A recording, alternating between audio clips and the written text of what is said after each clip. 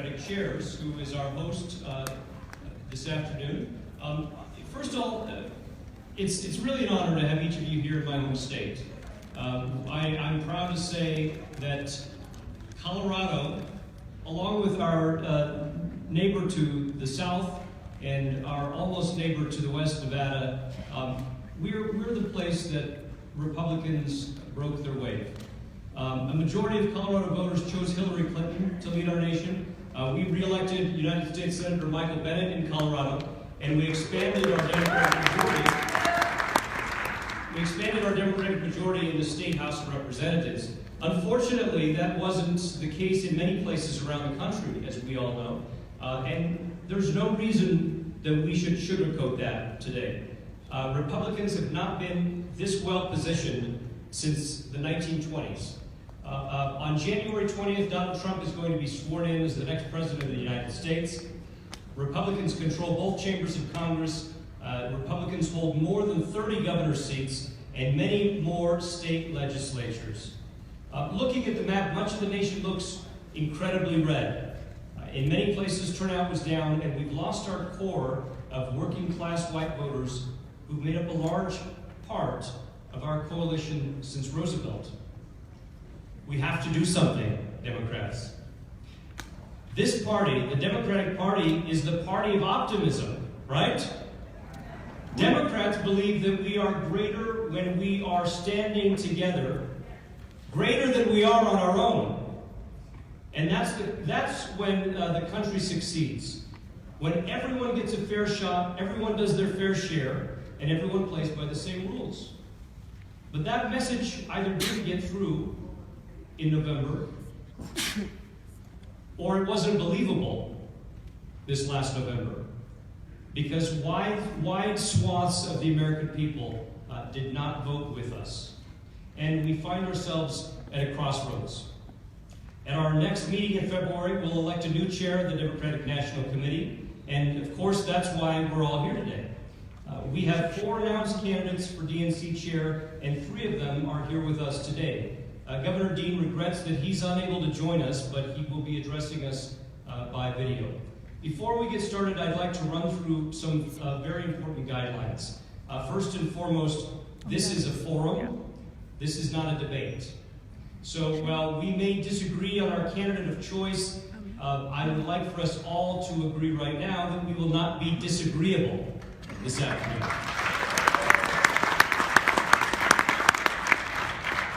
You should have been handed a credential when you checked in, and those credentials are going to be required for you to stay in this room. So please wear them around your neck at all time. Audience members who remove their credentials will be asked to leave. We're also going to ask, and this is going to be neighborly enforced, that no disruptions are going to be permitted from the audience. Disruptive people will be escorted out. There will not be signs permitted. Signs will be promptly removed as well. Seating guidelines will be enforced. As you know, there is a rope and stanchion in the middle of the room. Everyone on this side of the rope and stanchion should be a member of the Democratic National Committee or a member of the Association of State Democratic Chairs. Our guests are welcome, but our guests are seated on the other side of the rope and stanchion. So, are there any questions about those guidelines? Seeing no questions, first the candidates are going to have 10 minutes for their speech, and then we will have a reasonable amount of time that we'll provide to each of our candidates to answer questions.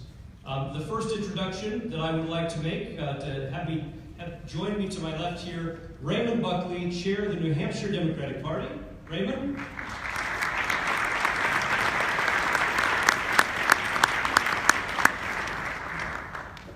Congressman Keith Ellison, who represents Minnesota's 5th Congressional District.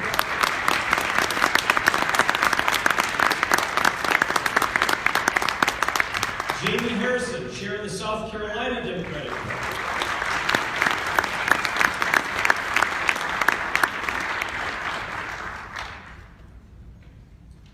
And I'd ask for you all to please stand and join us in the Pledge of Allegiance.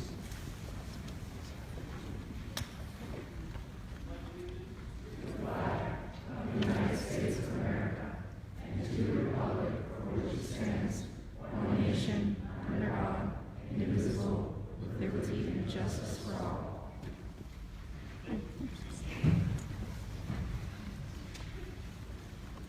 Now that we're all comfortably settled in our chairs, our first remarks are going to be by video from Governor Dean, and the remaining order was picked with the candidates backstage in a random order.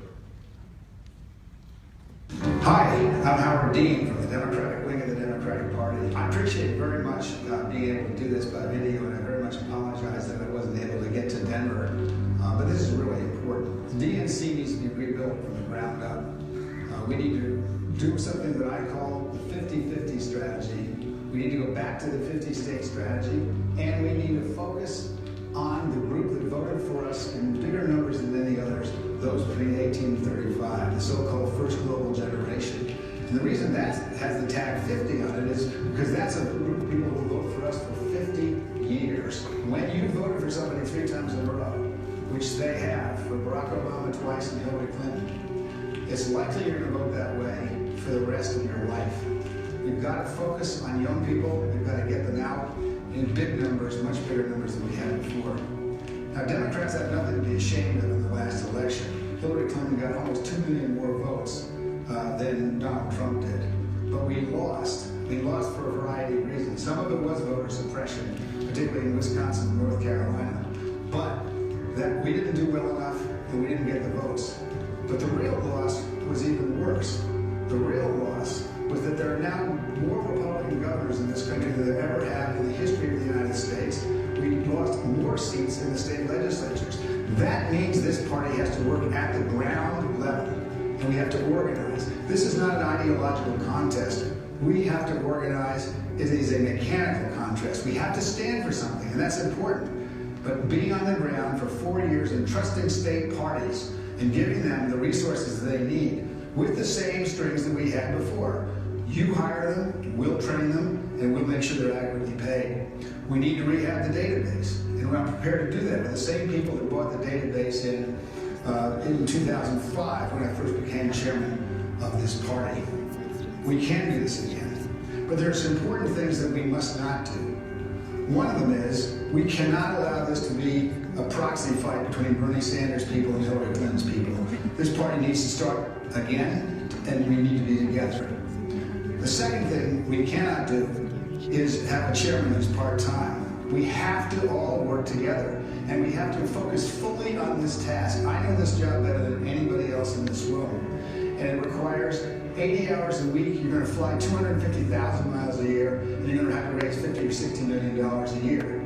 This is a full-time job. Here's my promise to you. I am not going to be a candidate for the Democratic National Committee chairmanship. I think it could possibly be divisive. I have other priorities. I have a grandchild now, but I am dedicated to fully using as much time as I can to support whoever the chairman is. I ask all of those candidates, and there's some very, very good ones now, to work fully together and to take this job as a full-time job. I will support whoever wins.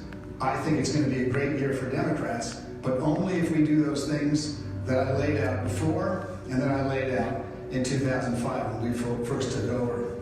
Our record as chair was extraordinary. When I came in, it was a beautiful building, a $6 million surplus thanks to Terry McAuliffe, but there was no tech. We didn't have the House, we didn't have the Senate, and we didn't have the presidency. When our team left in 2009, we had a great tech platform. We had the House, we had the Senate, and we had the presidency. I think that can be done again. Thanks very much.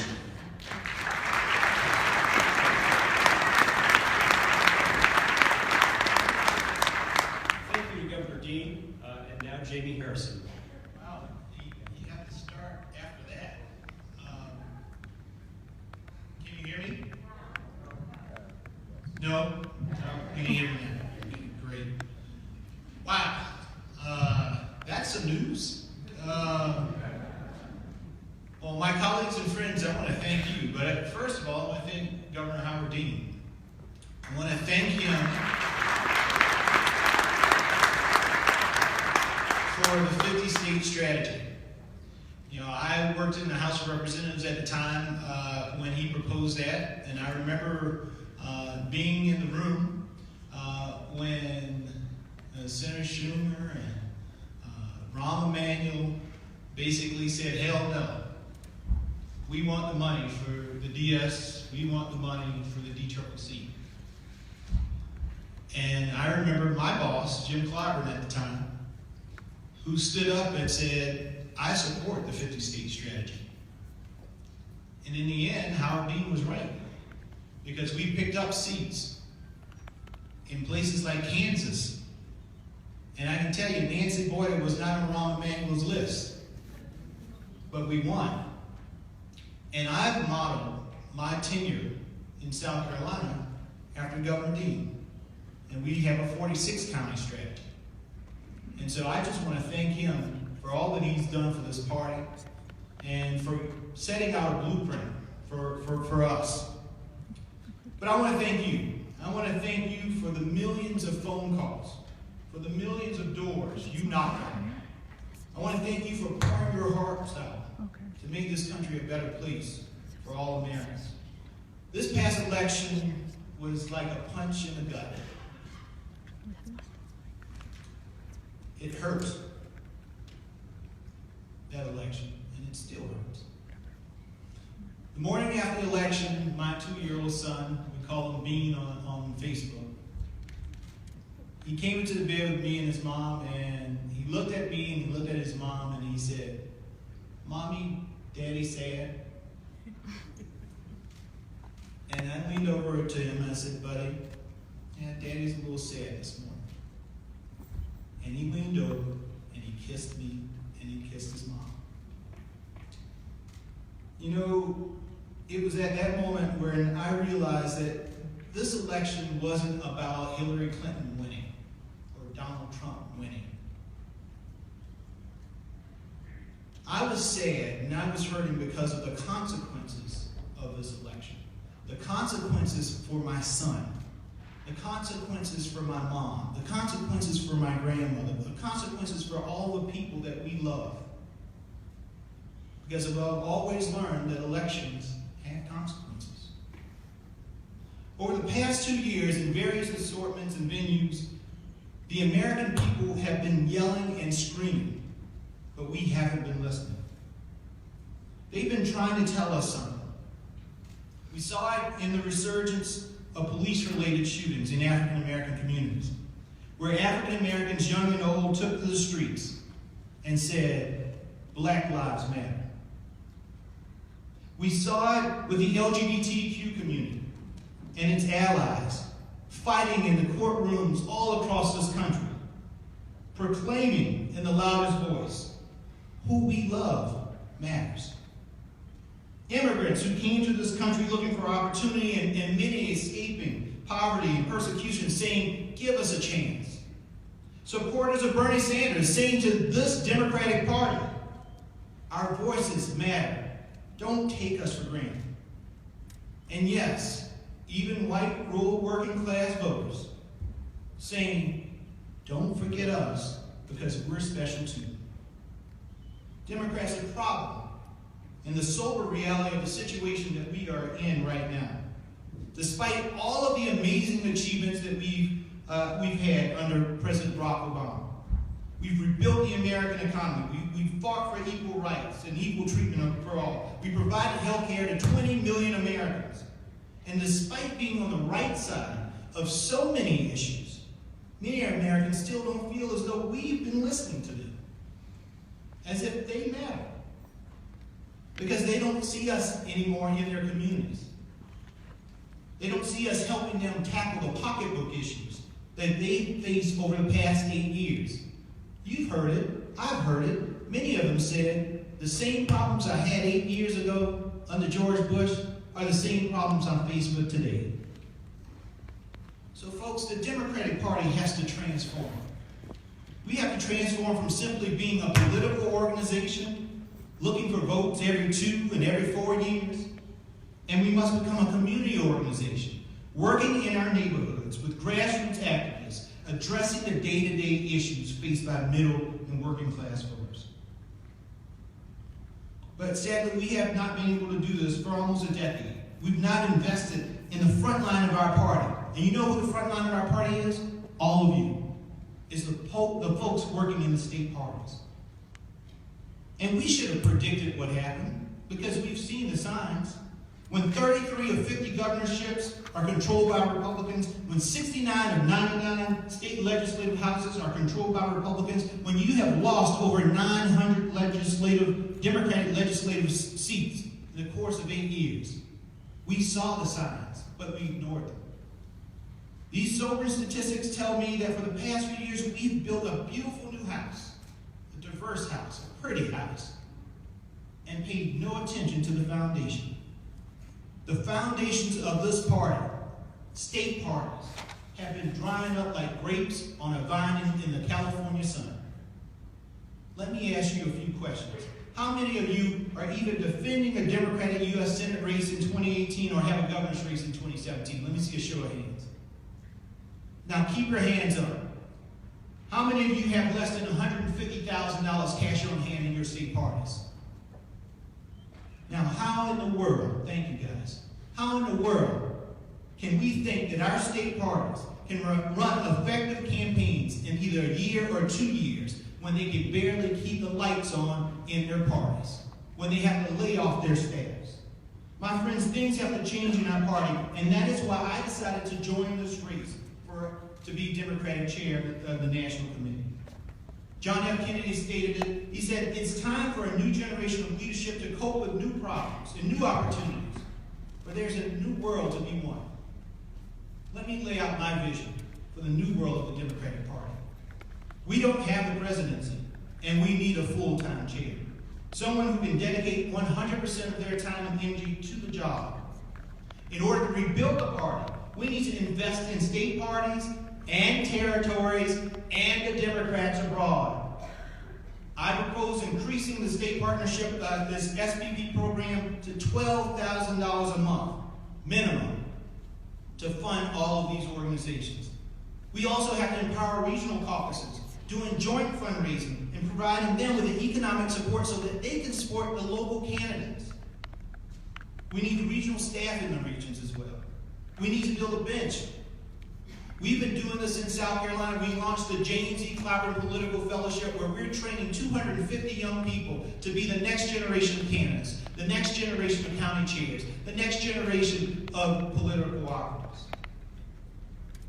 Young people need a place at the table.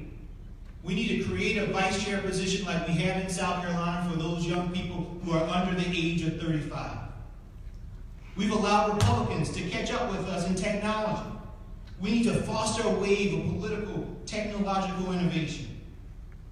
In my first month as chair, for the first time, I will call together a strategy retreat and call together the groups of the DCCC, the DSCC, and DGA, DLCC, DMO. Because guess what? They've never sat down at the same table to strategize about message and direction.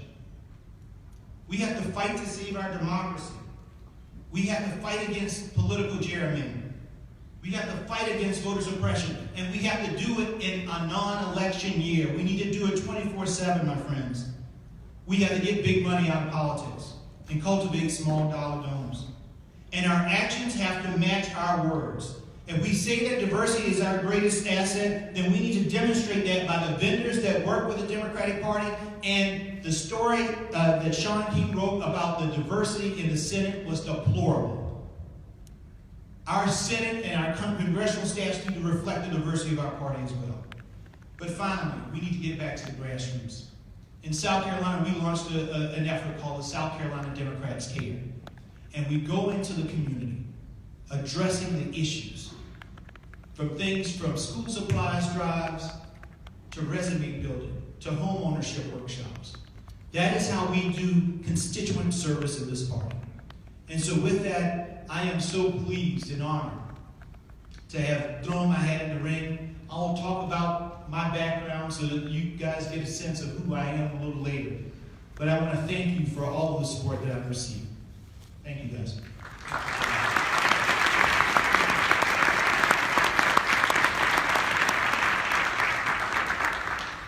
Congressman Ellison. Hey, Democrats, how you doing? Everybody doing all right out there? Let me tell you, I want to thank you, Jamie, for the great work you've been doing over the years, and Ray, thank you as well. The fact of the matter is that we're all friends here, And we plan on working together no matter how this race comes out. It's critical that it's critical that we're an all hands on deck moment, and everybody, every one of us has to figure out what we can do to help the American people reach their dreams in the era of Trump. I'm telling you, I'm with Jamie on this issue of just the pain that people are feeling. You know, in my own district, a young girl named Amelia, she's like 5. And she was in a room with her mother and her mother's girlfriend. And her mom said, girl, go in there, watch TV. And the mother proceeded to tell my friend that, look, if we are arrested and detained because we don't have our papers all straight, would you care for Amelia? Amelia, being a smart 5-year-old, comes back to the room and says, I know what you're talking about. Auntie's gonna take care of me if mommy and daddy are deported. This is the moment that we're in. And it calls each and every one of us to put up whatever we got. So the 3 of us, we put our hand in this ring because we love this party, but more importantly, we love the American people. And we want to see our country thrive and grow. And it scares us, but we're not too scared to fight. And so we want to offer our leadership to you. I want to tell you that, of course, it's true that we suffered a very bad tragedy on Election Day. I tell you, I'm still reeling from it. But that tragedy was a long time coming. You know that in 2014, we hit a 70-year low in voter turnout, 36%. The Democratic caucus is smaller than any time since Trump. In this last election, we hit a 20-year low in the presidential turnout. We got a lot of rebuilding to do. We need to energize the Democratic activists across the country, giving them the tools they need to build a party from the very bottom all the way up. And we need to do something else critical. Reclaim the identity of the Democratic Party as an agent for the working people of America. We have got to make sure that every American knows that the Democrats are there to fight for them. Walter Reuther, great leader of the UAW, once said, the ballot box is directly connected to the bread box. And Martin Luther King also said, you know, what does it matter if a man can sit at the lunch counter but he can't afford a hamburger? We've got to be all about that, and the work started on November 9th. Let me share with you my plan. I believe we need not just a 57-state strategy, but a 3,143,000 county strategy. Every small unit of the Democratic Party across the nation needs to be in close, tight partnership with the DNC, and that means every state, every territory, and of course, Democrats abroad, who supply a very large number of votes and can be the margin of victory in so many of our states. You know, I don't believe there's any flyover states. I'm from Minnesota. I don't think I'm from a flyover state. I think I'm from the industrial Midwest, and we're proud of our state. We believe that our state has a whole lot to give this country, and so does Wisconsin, and Michigan, and all over this country, and certainly the South, in every part of our country. And I'm going to tell you this, I'm so proud of you, Chair Palacio, because you guys did some good things in Colorado. It wasn't all bad news. Give them a hand. But also, in Arizona, Arizonans out there, took out our pile, didn't you? That's where they had. Our blue states are not just ATMs. They're not just where we go to raise money. In California and a whole lot of other blue states, they are a model for progressive action. And we need to use that and utilize that, the tools that they're giving us. Not just saying, give us a check, but say, hey, how are you winning so well? And in red states, let me tell you, there's a lot of victories happening. I'm going to tell you, Georgia flipped 3 formerly red counties. Don't tell me we can't win in the South. We can win in the South. We must win in the South. Texas swept all the county seats in Harris County. Yo, where's Hinojosa? Good job, man. Great job. We can do more. Yesterday, I released my platform, and I want you to look over it carefully, and I want you to share with me your thoughts about it. the Democratic Party shouldn't just have an office in D.C. We have got to distribute staff throughout this country on a strategic basis. We got to be in touch all over this map. We need to put voters first. And I want to tell you, years ago, me and members of the Progressive Caucus pulled together the Voters First campaign. It's votersfirst.org. You should go to that website because we talk about making sure that we drive up voter turnout, and that has got to be what we do. We need to increase the SPP funds to certainly at least $10,000 a month, but we need to also set up a grant program that will allow the creativity of every state to come forward. They can apply for extra money. I was talking to some state leaders in Michigan telling me they got a plan for an awesome precinct program. We should fund that. We should back that because present resources are short. And we'll give state parties in D.C. a toolkit with help for planning, communications, technology, fundraising, surrogates, and more. And let me just tell you, big hand to Donna Brazil, who's fighting that battle on cybersecurity. I'm telling you, we got to make sure they are trying to attack us, you guys, and we got to be real clear that we're protecting them. You know, I believe in state parties. Ken Martin, who was my state party chair, where you got Ken? Ken's around. There he is over there. Ken is my friend, but he's also my partner. We work together very closely, and I'm honored that he's supporting me because he knows that my campaign has contributed over $1 million to the state campaign. He also knows that we have invested in local races throughout the state. We, in a wave here, when it was tough all over, we sent Congressman Rick Nolan back to Congress, and we kept Tim Walz too. That's what they have. And I want to tell you that my district is the 5th congressional district for Minnesota, and when I first got there in 2006, my district was the lowest turnout district in the state.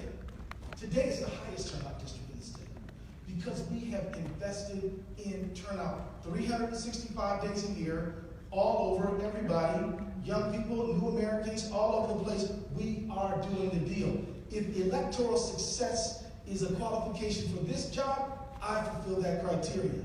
I hope that you all will take that into consideration. Who has actually produced electoral success and helped other Democrats win? Democratic Governor Mark Dayton won by less than 10,000 votes in 2010, but more than 100,000 in 2014 because we turned out the vote. Al Franken won by 312 votes in 2008, but he won by more than 200,000 in 2014 because we turned out the vote. Now I want to tell you, I am an organizer at heart. I walk picket lines with my brothers and sisters in labor. Whether you're nurses, anybody, I am out there with you. Postal workers, Verizon workers, we're there. I've been arrested for standing up for immigration reform. So we're fighting for our new Americans and believe that is so true. And I traveled to nearly 30 states in the last 2 years alone fighting for candidates at all levels. I have the energy and the time to do the work. I'm a proven fundraiser, and I've raised over millions of dollars for Democrats up and down the ticket, and I have strong support from progressive and labor leaders because they know that when I say it, I'm going to do it. So let me just say, I believe in unity. It's true. I was a Bernie supporter, but I was a very active and very, very proud Hillary Clinton supporter. I believe I can help pull us together and be unified because that is so key. And I'll tell you, I go to the places where we gotta go and we gotta win. I've spoken to state parties in Utah, Oklahoma, and also Nebraska, and also Nevada. I spent 5 hours helping to bring unity to those group of Democrats right there in Nevada. So let me just say, I believe in you. I know we can bring this thing back. 2018 can be a big year for Democrats.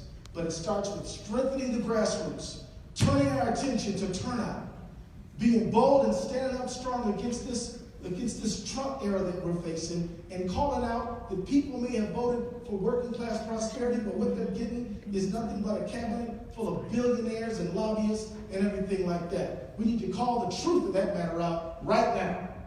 And so I hope to be your DNC chair. I hope to be your DNC chair, but whether I am or whether I'm not, I am proud to be your brother and a member of this Democratic Party. Thank you all very much.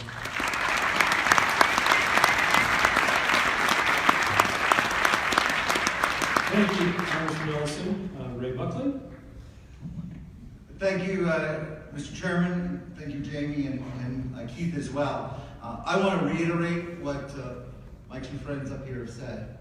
We are not running against each other, and we have committed to defend each other. And as I tweeted out the other day, do not send me any crap about one of the other candidates, because we are united and we have chosen to believe that we can win, but only if we are one party, and we cannot be divided. So you can say anything you want, but it's not that. Most of you have known me nearly my entire life.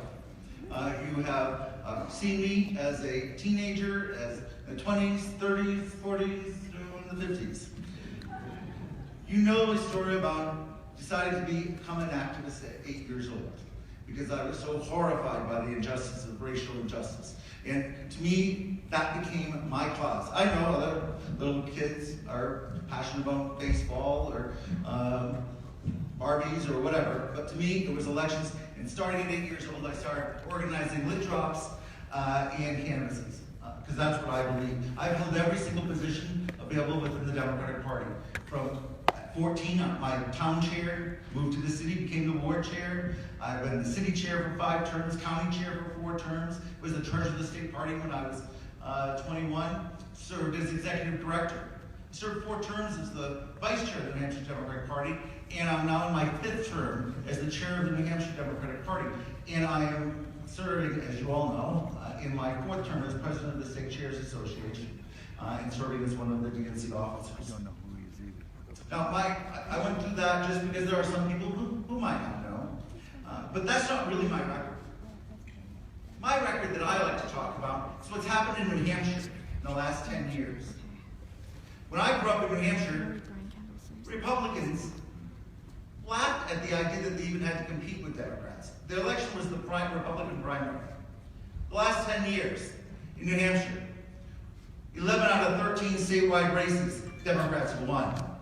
5 out of 6 gubernatorial elections, we've won. 3 out of 4 U.S. Senate seats, we've won. 9 out of 12 congressional races, we have won. Nobody in New Hampshire history has ever seen a track record of 10 years like we are now having. We, for the first time in our history, all 4 members of our congressional delegation are Democrats. Never before, even before the Civil War. Jean Shaheen, Maggie Hassan, Carol Shea Porter, and Annie Custer will also be the first all-female Democratic congressional delegation. Now, how did we do that? Well, we had this success because it was about the grassroots. In 2014, it was mentioned that turnout was down. It wasn't down in New Hampshire because we invested in the grassroots. We didn't wait for the money from somebody else. We had to raise money. We knew that there was nobody coming in on a white horse. And we decided we were going to raise the money ourselves and we were going to invest and do it. And what we discovered after the election, when U.S. Senator after U.S. Senator in the deep purple states were dropping like flies, how did Jean Shaheen become only the 2nd Democrat ever reelected to the U.S. Senate? How did Maggie Hassan get reelected governor when she was outspent 2-1? We went and did a deep dive. So small state, folks, same TV ads, same mail, same everything. What was the difference? The difference was, we would look, there's one community right next to the other, and the turnout was dramatically different. Why the heck is that? It was how many local people were actually knocking on the doors and making the phone calls. And it worked again this year. We were the only purple state to pick up a U.S. Senate seat. We did that because of what we do on the ground in New Hampshire, and that's what we need to do in every single state. We have fought back. I want you to know that every time the Republicans in New Hampshire have a success, we take it right to them. And we bounce back the next election. And that's exactly what we need to do to Donald Trump and every single one of those Republican elected officials, whether they're in the state legislature, or a governor, congressman, senator, or the White House. We need to stand up, fight back, and not be shy. We need to be bold when we push back. Now, my record also is about inclusion and fairness. When my Secretary of State was saying that Bernie Sanders could be on the ballot for the New Hampshire primary because he wasn't really a Democrat, I told him I'd take him to court. Then there was a challenge filed. I went before the Ballot Law Commission, and I said, Bernie Sanders is a Democrat, and he needs to appear on the ballot. I escorted Bernie to the Secretary of State's office when he filed to make sure that he appeared on the ballot. If I had not taken that to make sure that he was on the ballot, how different would this have occurred? The people of New Hampshire, 60% of the primary voted for Bernie Sanders. Their voices needed to be heard and they needed to be respected. And that's sort of fairness is exactly what we need out of the DNC. Now, first off, I want to reject the notion that we cannot appeal to all voters. I will never be part of a party that in any way backs down from our historic struggles. If people want to call it identity politics, you can call it identity politics. But I got involved as an 8-year-old because of inequality. And that is the cause of my life, and that is the cause of the Democratic Party. We will simply never back down. Now, the DNC's got a lot of work to do. We've got to restore some public trust. Democratic base needs trust in us, activists need trust, and the elected officials need trust. We have an attack on voting rights, the redistricting challenges, the hacking, and now that we're living in an allegedly post-truth society. But we need to get our own house in order first. We need radical change. Yesterday, before the executive directors, I went through a 15-point part, some of which you've heard from my friends, but we will post that on my Facebook page in the coming days, and you will hear exactly what it is. It is based on reform, respect, accountability, transparency, engagement, and empowerment. But since there's so many DNC members, and most of everyone here is, I want to talk a little bit about what I believe we need, because we have to get our own house in order. Before we expect the voters to trust us, we need to make sure that we have put those safe measures. So here's what I'm going to do. I'm going to call it the DNC Empowerment Project. A unanimous vote of the other 8 officers of the DNC can override any decision of the DNC chair. All DNC hires of over $100,000 must be approved by the DNC officers. All DNC contracts of over $100,000 must be approved by the officers. All DNC loans of any amount must be approved by the officers. All transfers of $1 million or more must be approved. And each officer receives a monthly financial report, political report, operational report. The executive committee of this organization, the DNC executive committee must adopt all DNC fundraising policies. Presidential debate schedule and criteria must be approved by the executive committee.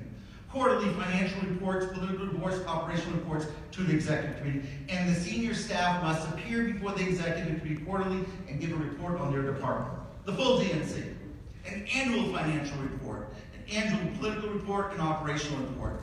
We need to make our meetings more interactive. I am sick and tired. I've been on this committee since 1999, and we get talked at. We don't get asked anything. We need to be able to participate. That means in the caucuses, it's the full DNC, and we're going to have a lot more to talk about that. The convention. The idea that we have 20,000 activists at our national convention, but nothing about training them or engaging them or in some way communicating with them so that they are warriors for us and our causes when they go back to the state, it doesn't make sense. And we need to look at reviving the idea of the midterm convention and conference to engage and empower more people and make sure that we can bring up a lot of our bench and expose them. So I will be a full-time DNC chair. When I say full-time, I don't mean 40 hours. I mean 24/7. For those of you who are on the ASCC or know what I've done in New Hampshire, you know when I say 24/7, I mean 24/7. I ask for your vote. I hope to earn your vote in the coming 3 months. I think that we can do this together, all working together. I think we can go out and win. Thank you so much.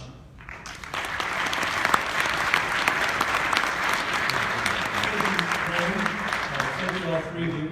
Now it's time for question and answers. So we're going to do this a couple of ways. We have the 2 middle aisles here, and we have 2 great volunteers. Maureen from Nebraska, Alan from Florida. Are going to be our volunteers today. So what I would like for you to do is, if you are a member of this committee, ASDC member or DNC member, and you'd like to ask a question, please line up at the microphones. Our volunteers are going to control the microphone and give it to you when I call on you, but we will do this in an orderly fashion. While that's happening, The first question actually is going to come from me for all three of you. Perception, we know. Perception is reality in politics, right? And for many, the perception of this election was about rejecting what many voters see as the establishment. And controversy within the DNC during our primary, whether we like it or not, created a very deep schism within our party, and faith in our party was broken. So how do we begin to heal these divisions and begin the process of restoring trust in this party that we all love so much? Jamie? Well, I think the first thing is that we have to get rid of this idea that there is a Bernie Democrat or a Hillary Democrat or an Obama Democrat. Because as long as I've known myself, I've just been a Democrat. A Democrat that has been fighting for equality and opportunity for all, regardless of what you look like, how you look, or the background or experiences or where you come from. And that's the first thing. You know, my experience, many of you know that I worked on Capitol Hill for a while, and my job was to work in the whip's office. And I had to get 218 votes every time a bill came onto the floor. And I had to get that vote in a very diverse caucus that was made up of progressives, New Dems, Blue Dogs, Black Caucus members, Hispanic Caucus, Asian Pacific, what it had. And the way that you do that, when you only have a 15-seat majority, the way that you do that is that you have to first understand that we win because we're a party of addition and not because we're a party of subtraction. But we also win because we understand diversity is our greatest strength and that we have to appreciate it and we have to respect it. Folks know in South Carolina that the way that I lead is by bringing everybody together, listening to all voices. That doesn't mean that I'm going to agree with all the voices that speak up, but it does mean that they know that they're heard and they know that they're respected. And at the end of the day, they know that they are part of the process in which we make decisions. And I think that's how we have to do in this party. People need to feel as though they're being heard. They need to feel as though they're being respected. They need to feel as though that they matter. And I think a lot of that comes from the leadership, but a lot of that also comes from people seeing that it's just not words, but they're also actions. And I think that's the first thing, that whomever takes this role as DNC chair needs to sit back and figure out how do you bring all these people together and how do you translate that you respect them and that they have someone who will listen to them. Thank you, Jamie. I thought that was a lot of good in there, man. I appreciate your answer. I would say that we have to listen. We have to really listen. That means we have to go all across this community, urban communities, suburban communities, rural communities, and listen. And I think that this is a process that every DNC member can help lead in their local community. We need to sit down with our labor friends and really listen. We're really good about raising money from them, but do we really listen to what they're telling us? And I think we need to have some real listening sessions, but not just led by the DNC chair. They need to be decentralized with the DNC chair going around, shut up and listen to folks, not just tell people what's going to happen. I also think we got to give the resources to the people at the grassroots level. That's trusting folks. Once it looks like everybody in Washington, D.C. is sort of controlling the resources and doesn't get them to the people who really can use them closest to the voter, then, quite honestly, even though you haven't said I don't trust you, but you've shown you don't trust. And so we need to devolve the power and spread it out and get it to the folks closest to the voter. I think one way to listen to folks is to help Karen Clark Peterson win Louisiana. I'm gonna tell you, I got donations coming your way. I got phone bank coming your way, and I'm trying to get down there. And I hope all of us do that, because the truth is, you wanna show Karen you care about what she thinks. You listen to what she says, and may I please speak for you by saying, she's saying, give me some help, because we still got a shot in Louisiana to win. Am I right about that? So let's start like right now, you know. And I think, well, she said pass the hat. I don't have a problem. That guy has a Santa Claus hat over there. but that is the thing. Listen to people, go around listening, really empower the DNC members to be the leaders, not just in the DNC here when we're together, but when they are spread across the United States. DNC members can be saying, hey, we're going to conduct a listening session. We're going to have the chair or the vice chair come, and we're just going to take in your views on what's going on and send those resources to where they are most needed because we trust our leaders to distribute those resources in the right way. So there's more, but that's enough for now, right? Thank you. I touched on this a little when I talked about restoring the trust. I think really we dealt with 5 issues that really destroyed the trust of the DNC or the Democratic Party. One was neutrality. Well, I have the experience of serving as the chair in New Hampshire now through 2 heavily contested presidential primaries. Not one instance of me not being completely neutral. You can ask anybody who worked on any one of those campaigns. There is not a whiff of favoritism. When somebody says they're neutral, they damn well better be neutral for real. The second, the fundraising agreement. That was highly controversial. Guess what? If maybe the entire executive committee of the DNC had a role in that conversation, we might want to flag a little bit of that. The debates. Again, maybe if the executive committee of the DNC had a role in that, we might have been able to say, not sure if this really is the right thing to do. Superdelegates. There are ways to make this so that the states are reflective of the votes. It is something that the grassroots want, and it is something we have a commission that's going to be working on it, but I am committed to making it work. There are ways to make sure that those who are delegates reflect the votes of their state, and I'm committed to that. The state conventions. I watched the videos of what happened in Nevada. I heard the stories about what happened in Maine. And we had a leadership in Washington who decided to do nothing. And so I took the podium at our meeting last May and said, hell no, here's what our program is. We're going to get the leadership of the Bernie campaign and the Hillary campaign, and I will go myself to every single one of those conventions. I went to Wyoming, offered to go other places. It is saying, we don't need to have near riots at our state conventions, but the party needs to provide leadership with that. That's what my record has been, and exactly what I would do as chair of the DNC.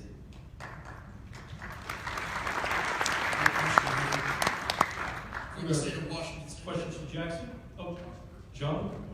If you could, when you're asking your questions, if you could say your name clearly and where you're from and your position, that would be great. Thanks, Rick. I'm John Zodi, the state chair from Indiana. Hi, guys. Thanks for running and sharing your time with us. Everyone in this room, at least on this 2/3 side, and all of our DNC members are accountable to our organizations. And I want to just start by saying that we respect that we need to be accountable for what the DNC provides us as organizations. But if you can speak, let's fast forward to 2019, 2020. And can you speak to how the DNC would or would not, and probably would, because we all have to prioritize, adjust resources and still not, I guess, make some states who are not traditional battlegrounds feel like they've just been dropped off the earth. And that's, this is not a pejorative statement to any current or past actions, but this is an issue. I hear a lot about it at home. How do we maintain the level of a 50-state strategy? Not just money, because the money is critical. And I appreciate it, and I want to be accountable for it. It's not just about money, but talk about how the DNC will have to adjust resources when we get into the presidential cycle and look at those battleground states. But how do you strike that balance with non-battleground states versus battlegrounds? And thank you again. Why don't we start with Congressman Ellison? Mix it up a little bit. Well, I tell you, I'm a proud Minnesotan, but I was born in Michigan. And we didn't think Michigan was a battleground state until we learned it was. So my thought about your question is that we've got to regard every state as contested territory where we are going to fight and promote resources to develop the vote in every single county and every single local party unit in this country. I think one of the things I hear common agreement on is that we have got to strengthen the party at the grassroots level, because once we just say we're only going to invest resources in battlegrounds and spend money in battlegrounds, we've shrank our map as to where we can win. We cannot be a party that is trying not to lose. We got to be a party that expects to advance, and that means investment. Now, I also think that when we talk about apportioning, so we need to be consistent over time with the resource, because again, if you are working year-round to develop the voter, you will be able to get the results that you weren't able to get. It's kind of like, I was telling Virgie Rollins, it's kind of like you want to have a garden party. You know, Virgie's famous for like parties at her house, right? If you want to have a great garden party, you're going to have to water the grass and fertilize it long before you ever going to have that party. And if you want to raise the vote and increase turnout, you're going to have a long-term commitment and a durable commitment to the party, whether or not it's in a so-called battleground state. So when that is how I think we need to apportion money. Clearly, there will be places that, it's closer than others, and, we might have to make some decisions and be flexible, but there should not be one inch of the continental United States, any of the states, any of the territories, or Democrats abroad, that we say, we've written you off, we're not going to invest in you. We need to stick with that. So, thank you. Guys, again, we have to stop with all the window dressing around here. And maybe it's because I'm the youngest person in the room and I don't have the history, and I rely on those of you who do. But let me just say this. This needs to be the very last election cycle in which the presidential candidate takes over the DNC.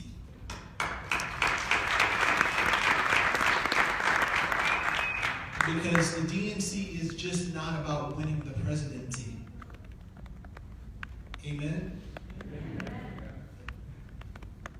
Because even red states send 2 U.S. senators to Congress. Red states send members of Congress to Congress. And red states have legislatures who draw the lines and make a determination. So when we ignore red states, we are in essence saying, Republicans, you just take those 2 U.S. senators and you just take all those members of Congress that they send to Washington, D.C., when those people have to write the same laws that impact all of us in red states or blue states or purple states. Our thinking has to shift because, my friends, let me tell you, if you haven't realized this, the Republicans' thinking has shifted. They are investing money in all states, on all levels. And if we continue to only think of this presidential thing as the only operation, the only goal for the DNC, we will continue to have, what did I say, 33 governorships that are Republican. Our mentality has to shift. We have to be more than just a presidential party. And so one of that means we have to budget. If we set the budget and say that we are going to dedicate this amount of money for SPP and state parties or whatever, then that is what the budget. Regardless if the presidential election comes up in 2020, we have a commitment. We've made a commitment to our state parties, our territories, and our Democrats abroad. And we have to stick to that commitment, regardless if you're a blue state or if you're a red state. And each presidential candidate, when they come and try to get a nomination, they need to understand that. Guys, the power is with us. It's not with a presidential candidate. If we build an organization, a strong organization with a strong foundation, it does not matter if you have a political phenom like Barack Obama who comes along once in a generation, or you have a policy wonk like Hillary Clinton. You win because your foundation is strong. We haven't invested in the foundation of this party. And that has to be our number one commitment. That has to be our sole focus over the course of the next few years. So again, that's my idea. I ain't going to window dress anymore. Thanks, Jamie. And before you get started, just a reminder, if you have questions, please line up with the microphones. One right here in front of me, the other over here in front of Alan. So if you have questions, please line up so that we're not chasing folks around the room. Raymond? Thanks, Rick. The best part of always going last, I don't have to repeat everything. My first subject I was going to say is no more turning over the checkbook to a presidential campaign. It is absolutely absurd that that's what we do every time. And when you get a chance to look at my 15-point program, you will see that it does not matter if you are a red state or you're a blue state or you're a purple state. It doesn't matter if you're a targeted state or not a targeted state. What it is because when you look at that map of the counties, I believe perhaps Rhode Island is the only state that's entirely blue. There are red areas of every single state. There are Democrats that need help in every single state. Part of that is having field offices, permanent community centers that I believe that we need to create, and then I talk about them. Listen, the presidential campaign has enough money to do their targeting. The governor, the DGA, the DSCC, the DCCC, the DLCC, DMO, they can pick winners and losers, not the Democratic Party. We've got to get out of the business of following what their leads are. We should be about electing Democrats in every single state. Thank you.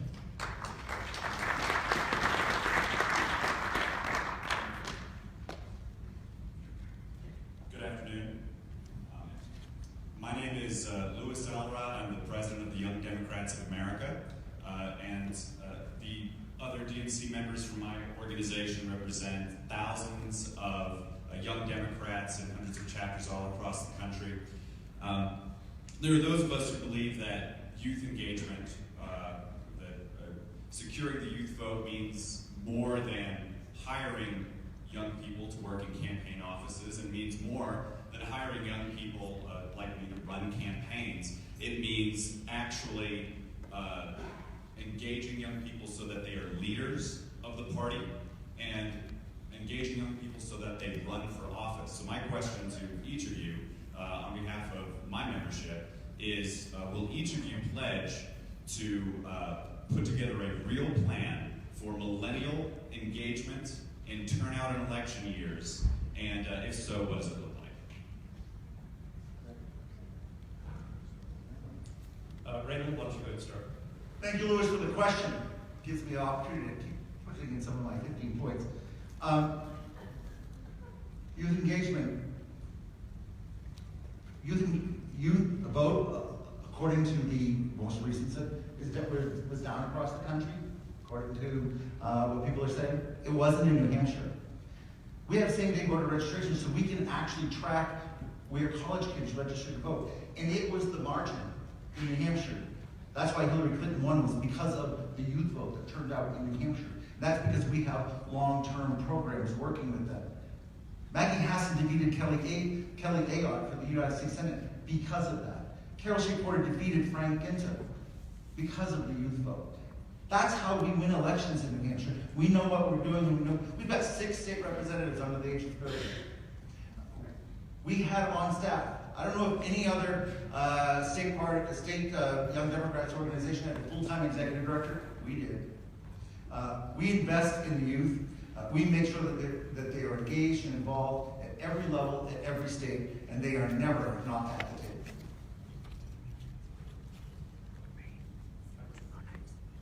Hey, thanks a lot for that question. I really appreciate it. We absolutely all have to think about how we can engage young people in this process as leaders.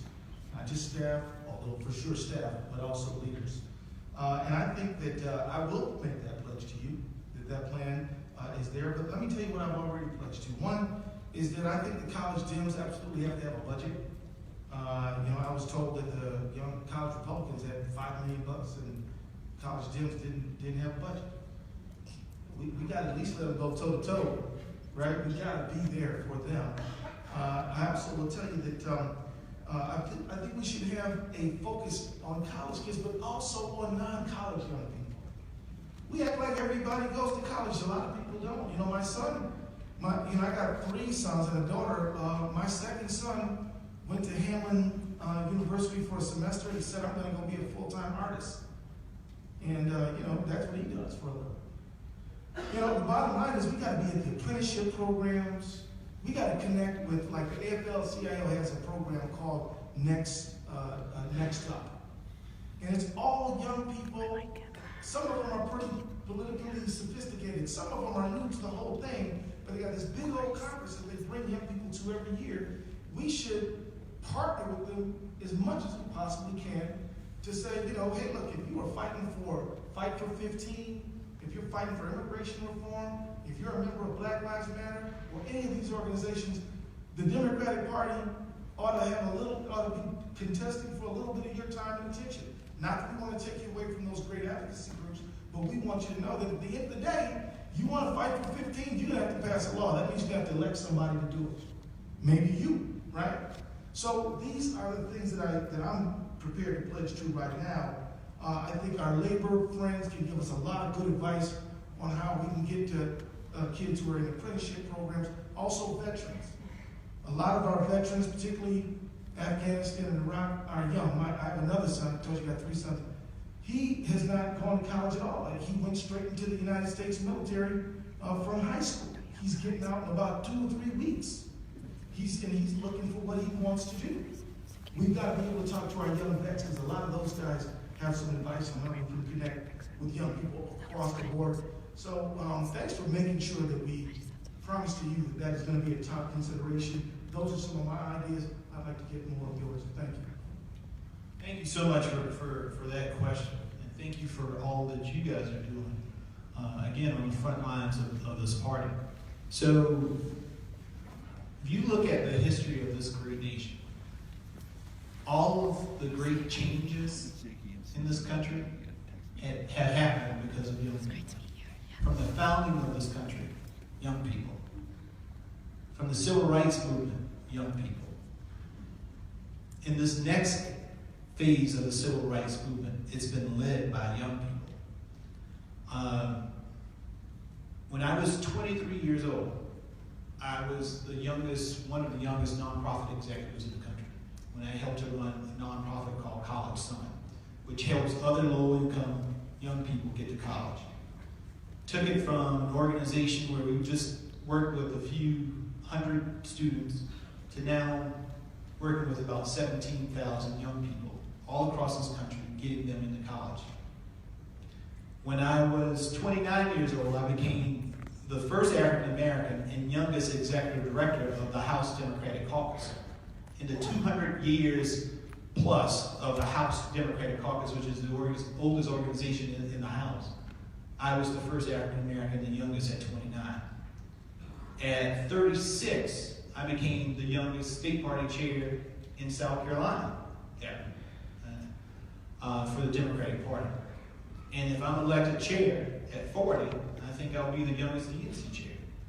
So I know about providing young people with opportunity and allowing them and giving them the opportunity to succeed and excel.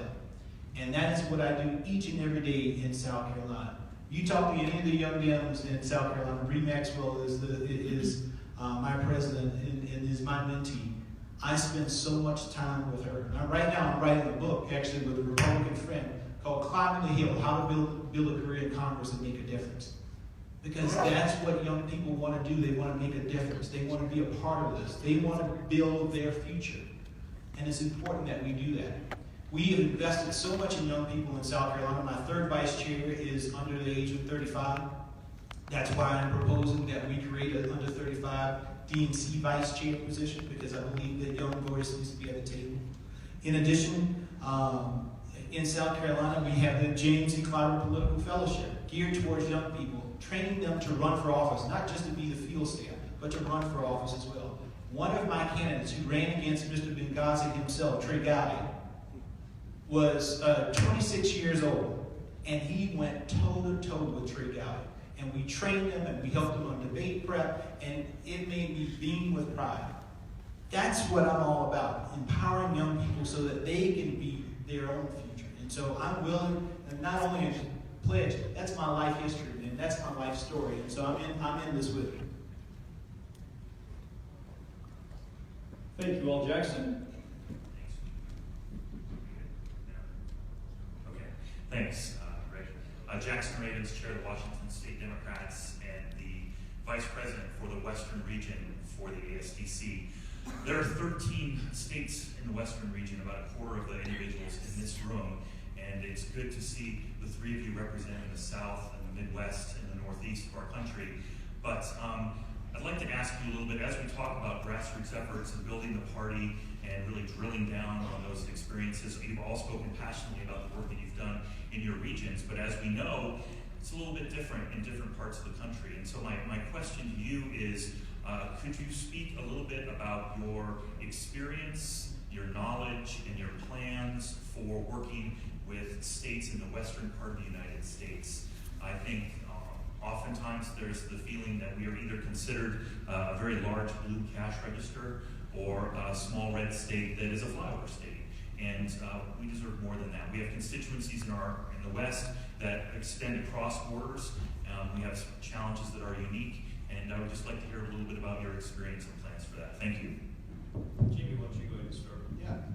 Well, Jackson, as I said, I worked in the House with a House caucus, and that means representing, working with representatives from all of the states, and so understanding, when you have to get 218 votes, that sometimes votes come on the House floor that some members just can't take, and they can't vote the way that the leadership wants them to vote because of their constituency and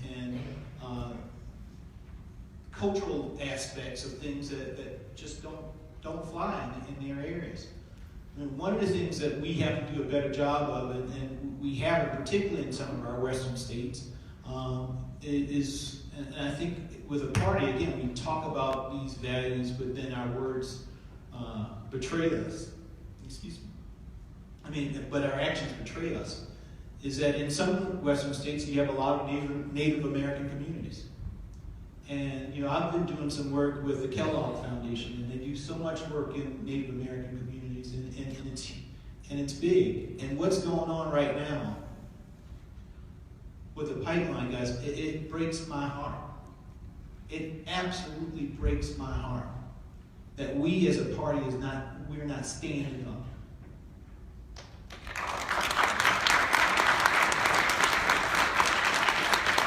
And so, again, we can't just talk about this, folks. We've got to be about it. We can't just talk about it. And to this point, I love the president dearly, but it's time for some leadership. I know he only has a few more weeks, but it's time for some leadership. It's time for Cory Booker, who is my man. I know he stood up and sent a letter. But it's time for some leadership from this party to stand up and do what's right for the people. And so, Jackson, just know that coming from a red state that is always the stepchild of the Democratic Party, or at least it's been for the past, since the 60s, 70s, I know what it is to just be used for certain aspects and not feel and appreciated. And so I want you guys to know that this is a commitment from me, not only for just our blue states and the states we need, but for all the states. You have a partner in me who will work each day and every night doing what we can to do what you need to be done. And so that's my commitment to all of you.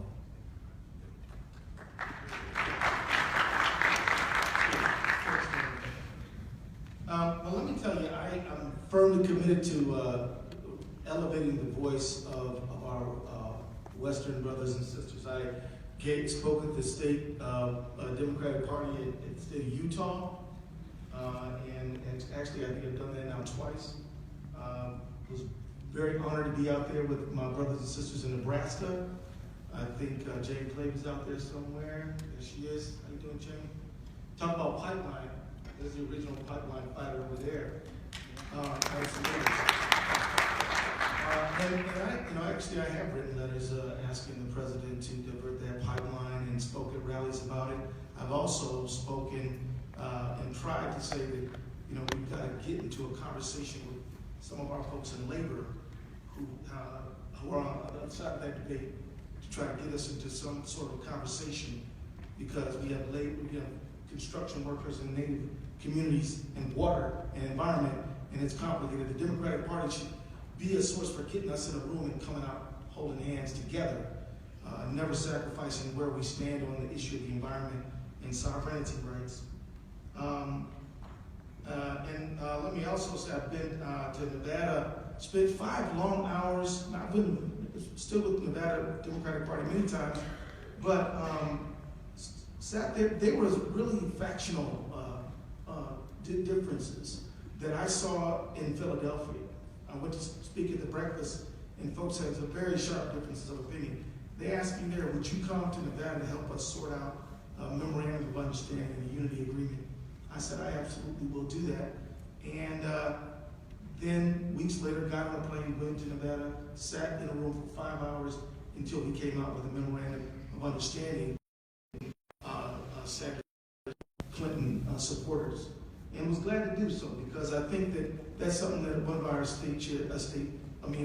DNC chair should do, is understand that conflict is a part of human existence, and we need to sit down and help people sort those conflicts out. And so that's why I did that. Now, I campaigned in Colorado quite a bit, one of our western states, in Arizona, and in Washington State. Was really happy to go out to help Pramila Jayapal win her race in Seattle. So, give a hand to Pramila Jayapal. Yeah, that's right. So let me just say that I've spent the time, and will spend the time. If we consider, Texas is sort of a Southwest state, but been there and campaigned there, and actually went out there to help Chairman Hinojosa work for a city council person, right? So it's not just the federal office. We're working on the granular level. And so that's been my commitment. And I've been actually put my feet on the ground and spent time, supported candidates, sent money, and given up myself to help resolve conflict. I think in the West, take California in time. I think I've run out of time, but I'll tell you more in a little while. Thank you. I promise I didn't pay Jackson for that question, but I'm glad he did ask it. In my 8 years as president of the ASTC, I've been to every Western state at least 2 times, some nearly a dozen times. I've come every single time. I gotta take that back. I've never been to Hawaii in the last 8 years. And if you want to send me, I'm willing to go. New Year's sounds pretty good. No, I have been there. There has never been a committee or a meeting that did not include Western states in the conversation. And to cut it real quick, if you've got any concern about my commitment to the Western states, you should talk to Alita Hugan, the Western States Democratic National Committee, who's supporting my candidacy. Thank you, Ray. I think we've got a couple more questions, but I want to maybe be more the provocative question asker, since apparently we've got some shy audience members. There's a line? Oh, okay. Oh, they're sitting down. All right, Ryan, go ahead. Ryan. Okay. Is that on? Good afternoon. My name is Ryan Ramirez. I am the chair of the Native American Council, and here for the DNC, I'm the roll member of the Turtle Mountain Band, the Chippewa Indians from Belcourt, North Dakota. So, one of the few, we also have Deb Holland from New Mexico, who's the first Native American State Party chair. My question, some of what was answered, but I would encourage you guys to make sure and include us in your comments. When you talk about different groups, not one of you talked about Native Americans. You didn't talk, when you talk about Latinos, Asian Americans, African Americans, you got to include Native. That's a big thing in terms of our communities. That was something that President Obama did on the front end and really garnered a lot of support. And I don't want to see us go backwards in terms of that messaging in that place. So I ask, and I humbly ask that you include us and don't forget about us as the first Americans. And then secondly, I was going to get to Dabble on Dakota Access Pipeline. I don't think it's that it's a complex issue between labor and tribes. It's a simple issue. It's about civil rights. It's about human rights. It's about the right to have clean drinking water. It's not a complex issue. It's something that we, as a forum and as a people, need to stand up for. When you see our Indian brothers and sisters out there getting bitten by dogs, being hosed down by water hoses in freezing temperatures, right? That's a simple thing. It's not complex. So I beg to differ with you on that, Mr. Ellison. It's not complex in the least. It's simple. It's a fundamental right for tribes to be able to defend themselves and have access to clean water. Everybody else in that community needs clean water. They deviated it to protect the cities. Why won't they protect our reservation? So, I appreciate the time, but I did want to, again, just echo that it's not a complex issue. It's a simple issue. Thank you. Well, if I may, I absolutely agree with you, which is why I spoken at rallies in my own city of Minneapolis, which is why I have letters that contesting and disputing the DAPL pipeline, and have been on record. And I'd like to send those to you. I'm on record as standing with you and with the DAPL protesters, but I really do want to tell you that it's absolutely unfair and environmental justice abuse to deviate the line toward a Native community and run the risk of their water when you made a decision to avoid a white community. I think you're absolutely right. The treatment of the protesters has been abysmal. You're absolutely right, which is why I spoke out at public rallies and am signing the letters. But I do want to tell you though that I've had people come into my office and tell me the workers are not to blame. We didn't design it. We didn't do this. We didn't. It's not our fault, and we don't. And we are trying to make a living. Can't there be a way for us for the Democrats to try to drive a win-win conversation? We're not talking about the company. I don't give a rip about them. What I'm telling you though is that when, I have a long, strong record of fighting for indigenous rights, environmental justice. I started a group called Environmental Justice Advocates of Minnesota, which includes Native Americans, and I've been up to the White Earth and several reservations fighting for these issues. But we have another part of our Democratic coalition, people who are workers, union members. And I'm just saying we've got to create an environment where we can have a conversation. I hope you agree with that. Because I don't think any of the protesters have any animus toward the workers. I just think that we've got to create an environment where we can come together and have a valid conversation. So that's what I want to share with you. I'll tell you that you're absolutely right when you say we've got to lift up Native American struggle. That's why Peggy Flanagan, that's why Susan Allen, state legislators in my state, I backed them, I helped them win, and then also throughout the state of Minnesota.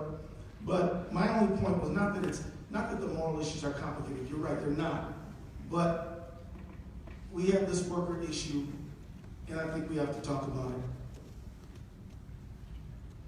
Thank you, Ryan. I enjoyed serving with you on the executive committee the last couple of years. And it absolutely is empowering to hear you being mentioned. I did not actually go through the litany of the people because I believe it's all. But I know what it's like as, according to the New York Times, the first openly gay guy elected to the state legislature in American history.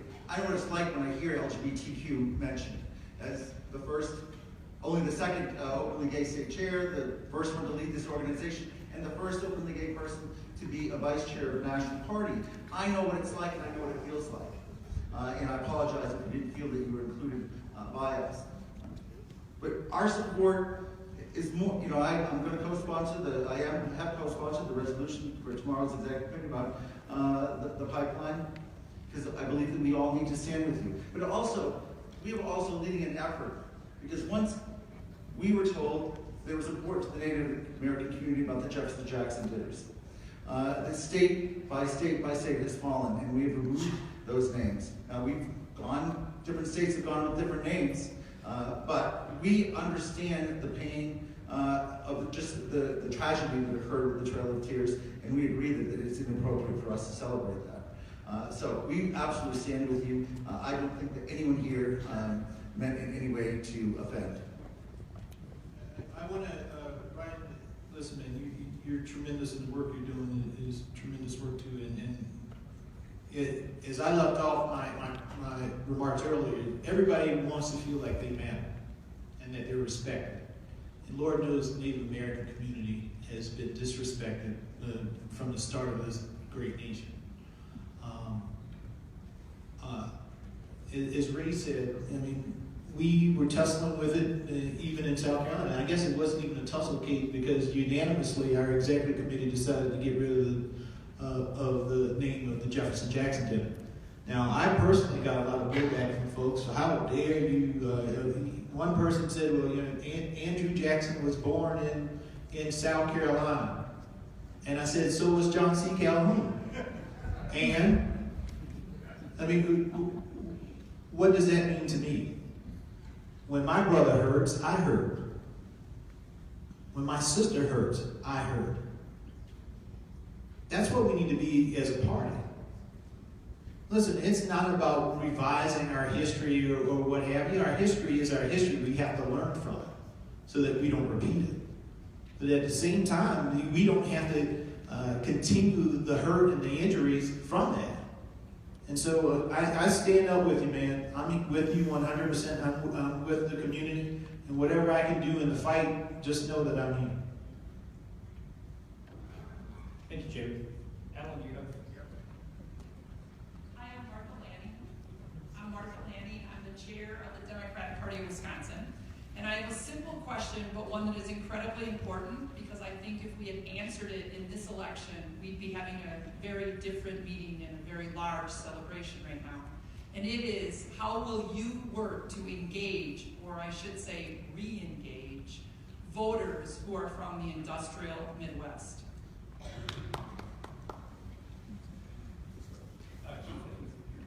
You know, being from the industrial Midwest, I can tell you that what we have to do is sit down and really listen to people about the economic pain that they've been in. Plant closings, people who are hoping the plant doesn't close. Even when they threaten to close the plant and don't, they're asking for wage concessions. And people are dealing with this day in, day out. You know, in some states, you know, we have governors that have not even accepted the Medicaid expansion. And in the age of Trump, none of us may have that. And so in the industrial Midwest, you know, I just think people should know that, you know, we don't consider ourselves rust built. You know, we're not rusted out. We're up and ready to go. And the other thing about the industrial Midwest is that we're very diverse. And I don't just mean racially diverse. I mean that we're geographically diverse. We have some folks who live in rural communities, suburban communities, urban communities. But addressing this idea of deindustrialization that has taken place over the last 40 years and has flattened our wages has been a real serious issue. I think we've got the Democratic Party should be loud and proud about collective bargaining rights. I mean, the fact is that collective bargaining started in Wisconsin, and yet Wisconsin is one of the places most under attack. And public employees, we all remember when you guys so valiantly stood in there and fight against Scott Walker. The whole world saw your courage. But you know, you gotta have a Democratic Party that stands with you. So I think we should really change our language. I don't think anybody is meaning it in a bad way if they say flyover or rust belt. But we need to sort of enrich and enhance against ourselves. Just like the comment about making sure we talk about our Native communities and the key partnership that we have with them, we also got to talk to parts of our country like the Midwest and South to make sure that we never contribute to somebody feeling left out, lost, second best, not included. And I can tell you that if we invest in the grassroots on the ground in Wisconsin, Michigan, and Iowa, and Minnesota, if we do that, and we prioritize voter turnout in 365 days a year, we will get those folks back, and we will win all over this country and in the Midwest.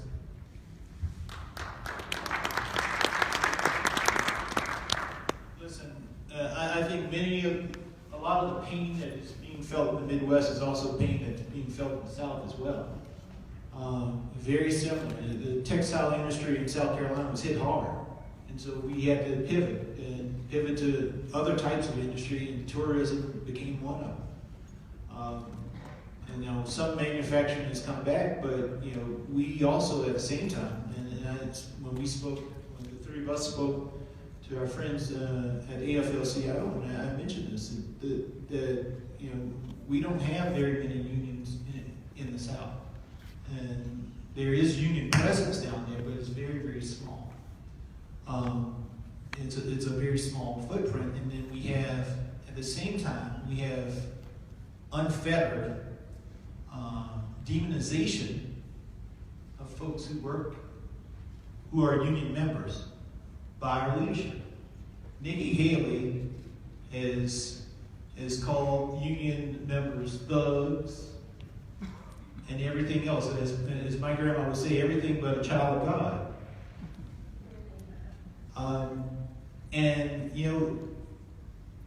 It's hard to push back, and this is what my message was to our friends in the unions, in the labor movement, is that y'all got to help us. It's hard to push back against that if you're not down there, if you're not working with us down there, if you're not trying to grow that area. So many of the pains that you guys are feeling are the pains that we are also feeling in the South. And I can say this, and you guys know my background by now. I grew up in rural South Carolina. Mom was 15 years old when she had me. Grandparents, my grandfather worked in construction, had a 4th grade education. My grandmother worked at one of those textile plants that was shuttered. She had an 8th grade education. I know what it's like to be on food stamps. I know what it's like to have your lights turned off.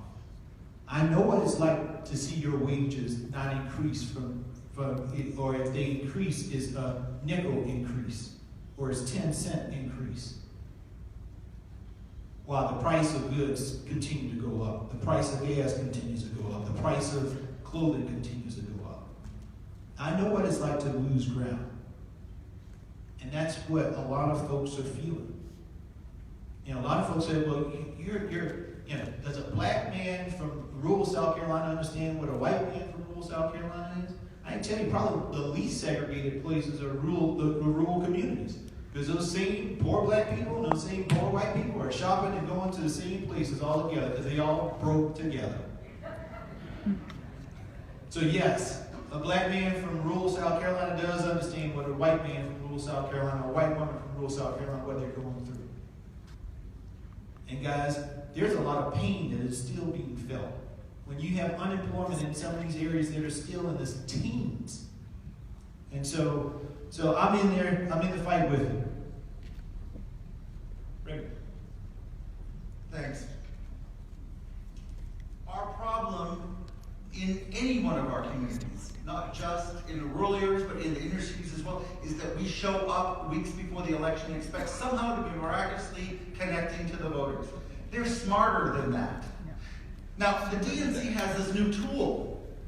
It's called the building fund, where we can take dollars that don't count against anything else, all sorts of interesting kinds of money. Let's raise the money in the building fund. In my 15-point plan, I want to work with every state party. There should be a field office, I like to call it a community center, in every single congressional district across the country. Because I found in New Hampshire, we had 27 regional offices. More than half of them were not paid by anyone coming out of Washington, or Brooklyn. They were paid. They were the local people raising and helping with it. It was a partnership between the state party and the local people, making sure that they had an office.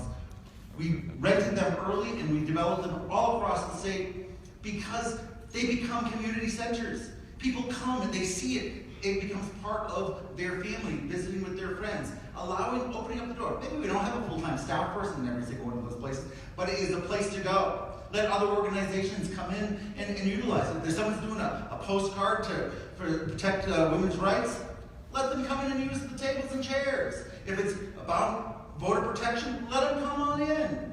Invite people in. We will have that conversation in the community. We need to get back into the union halls. We need to get back into the church halls. We need to get back into the communities across the state. We are too much of the gobbledygook guys that are in the basements in Washington or some other place telling us here analytics. No. Screw that. We need to start talking to the people.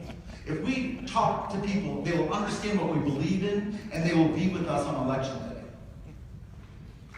Thank you, Raymond. Anna, you're next in line, Terry Tucker. And we're going to move into 1-minute answers for the next several questions. 1-minute answers, yes.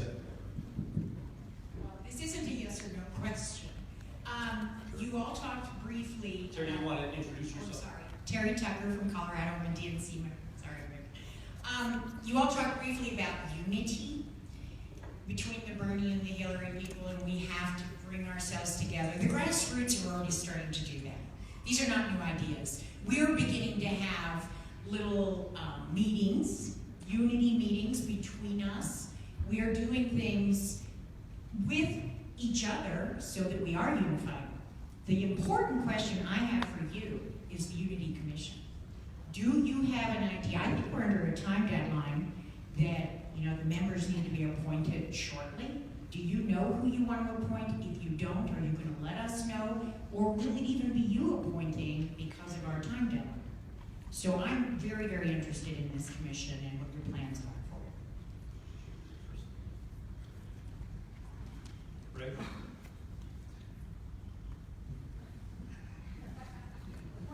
I'm trying to remember if the appointments have to be made before February 25th. There's a part of me that believes that it has to be, and then it will be Don Brazil's appointment. Mr. Roosevelt. Just say, was I correct or was I wrong? By the terms of this is Jim Roosevelt, co-chair of Rules and Bylaws. By the terms of the convention resolution, the appointments are to be made by the next elected chair of the Democratic National Committee.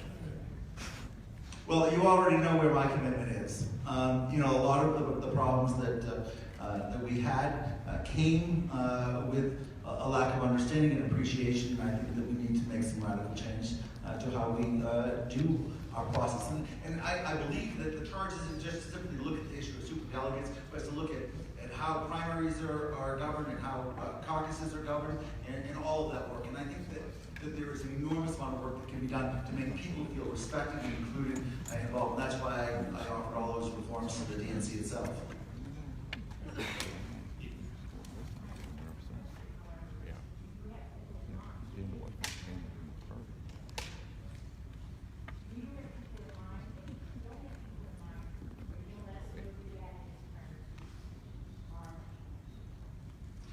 Since I thought Donna was making appointments, I hadn't given any thought to it, but sure.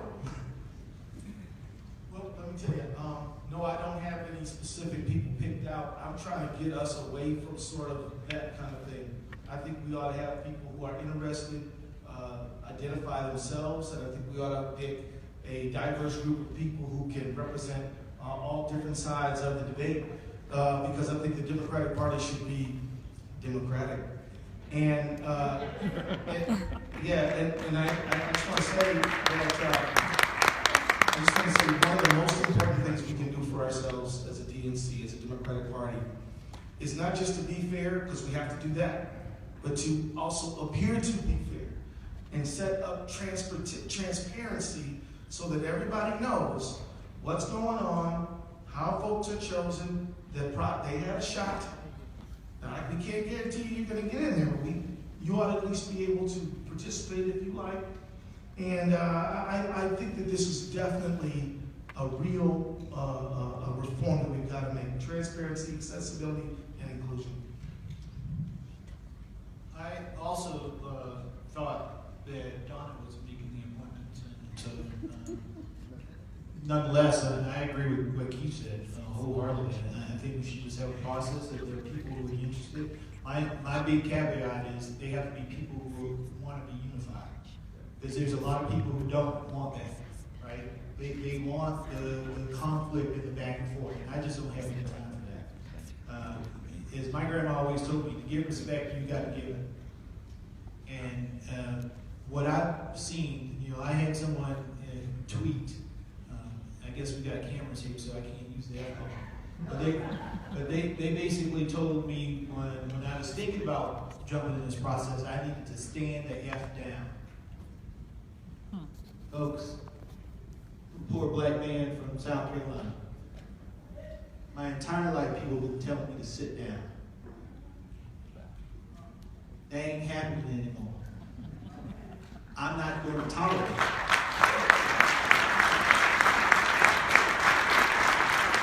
We have to respect each other. We have to respect each other's backgrounds and points of views. Because we're all different. And that diversity is our strength. But it creates issues as well.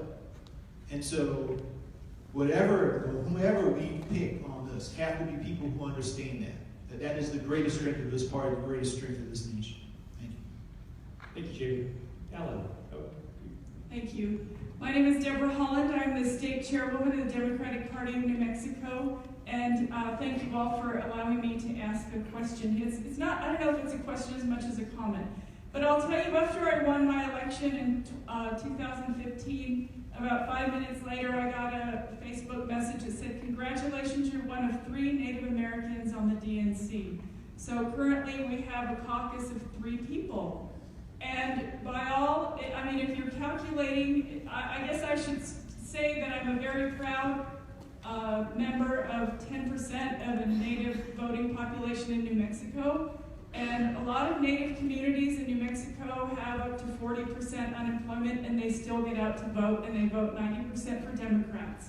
So I think that we are all missing a tremendous opportunity if we're not really, really working to engage those people. And so first, I encourage you to keep the Native American desk at the DNC year-round. Don't, suspend it because we don't have an election year, because those folks need to be engaged year-round.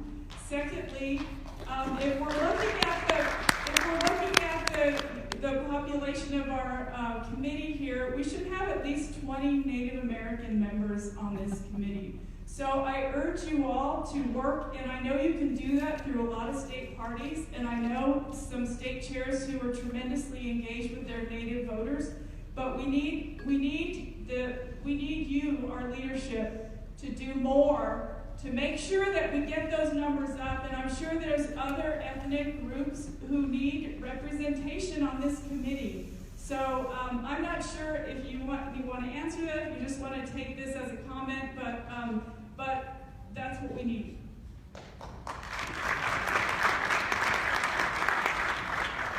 Well, I just want to say, I think it's critically important that you made that point. I think I'm certainly committed to increasing the Native voice in the DNC and supporting Native vote, investing in that, because I think it's critical. But I also want to say to you, congratulations on a pretty good year in New Mexico in what otherwise is a tough year across the country. There were bright spots, and certainly New Mexico was one of them, so thank you for your leadership.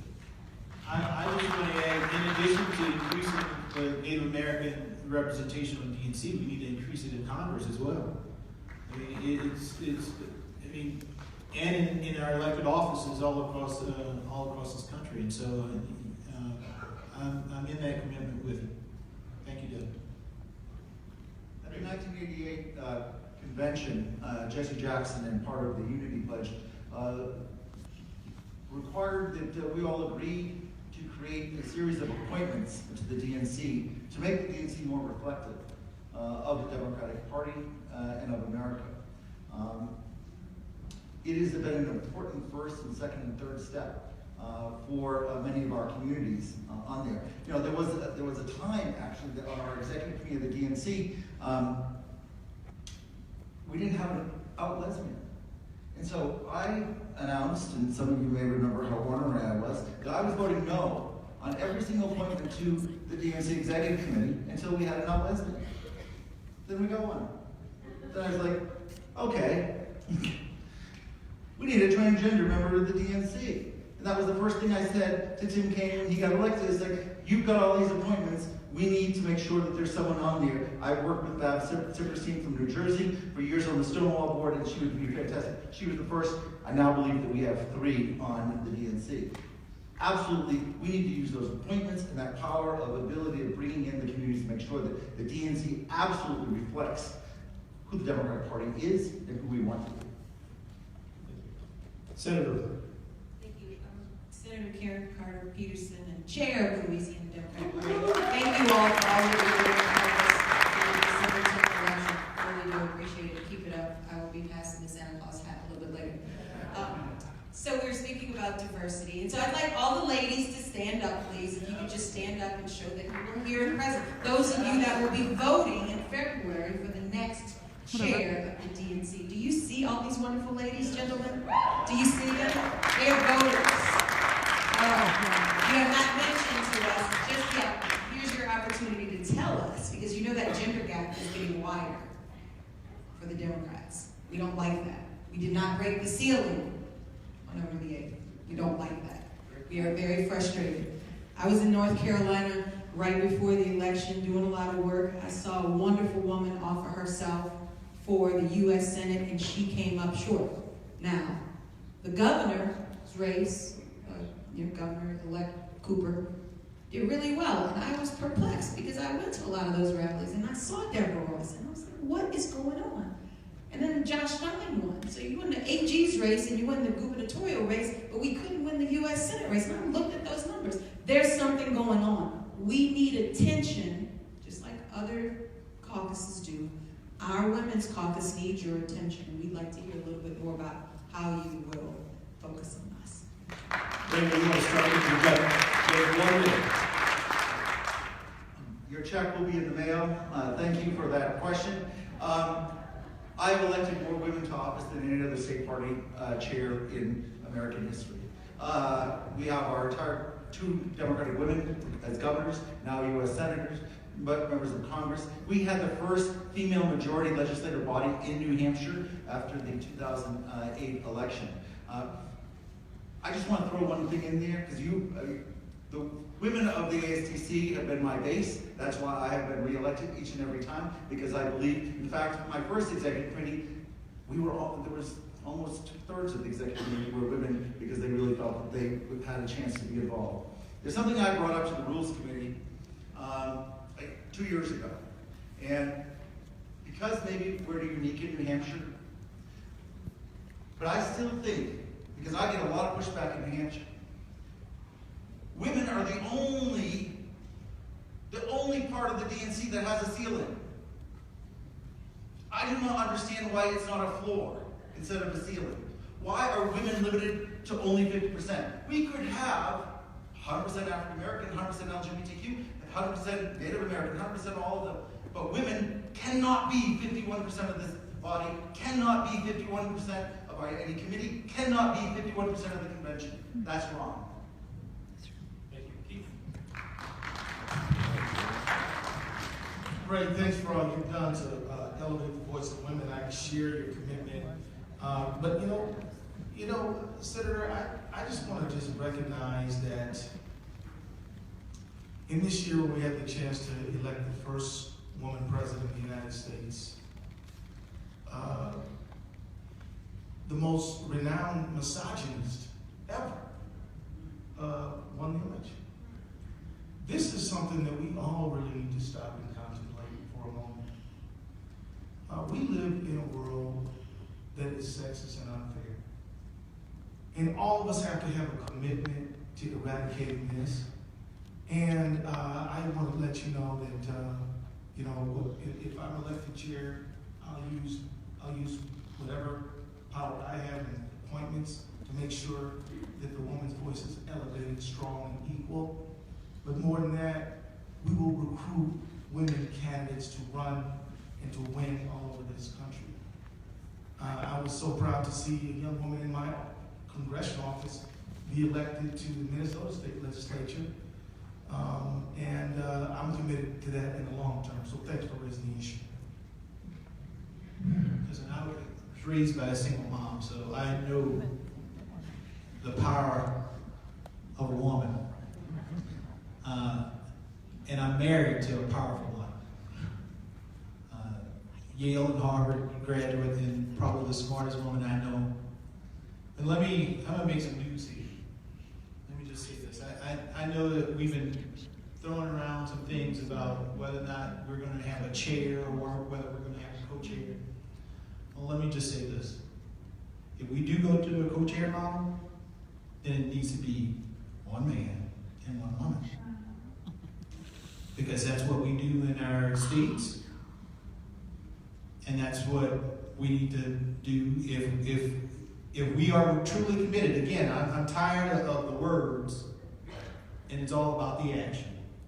So if we're going to go to that, then that's the model that we need to do for this party as well.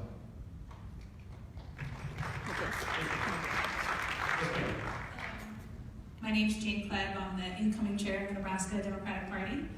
And thank you. One of the things that I really ran on was promising folks in our state that the Democratic Party was going to lead on issues, not just candidates, that we have to be in the streets showing independents and Democrats that we actually have a backbone.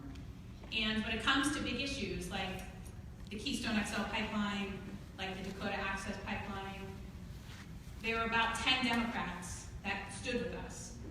Representative Ellison was one of them. But a lot of the Democrats nationally said nothing. While our neighbor brothers and sisters are getting hosed with water, farmers and ranchers are getting their land taken away by eminent domain for private gain. So I want to know what issues you guys are going to talk about. What's that issue that you really care about, that's important to Democrats, that's currently not being talked about, that you're going to elevate to the national level? Can I follow up to that, since we're running out of time here? In the coming years, if you're elected party chair, in addition to what our new chair from Nebraska had, how are you going to lead our party in opposition to the Trump administration, but also appeal broadly to the aspirational hopes and dreams of Americans? Because they are not necessarily the same thing. I think Keith.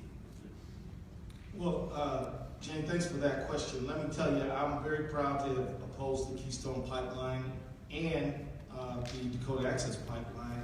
I will tell you this, the issues that I think are critical, it's so hard to pick between just one, but we've got to address this economic malaise that so many Americans are suffering through. But that's a bundle of things. That's minimum wage. That is a fair trade agreement. I was a clear opponent and fought tirelessly to end the Trans-Pacific Partnership, and will fight more to make sure that our working people of this country don't see their jobs go away. Healthcare access is now on the line. They're talking about repealing it right away. And I think we need to go back to having mass rallies and gathering Democrats in local communities and in Washington, but all across this country, to raise their voices and really rally against the era of Trump. I bet you we could attract literally thousands of people if we just start really creating a resistance movement.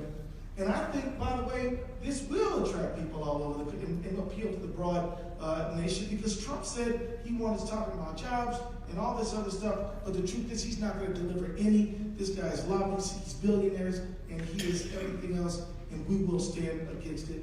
And I think it'll get us back in the majority in a short time. I absolutely believe we need to, that's how we're going to get the young people.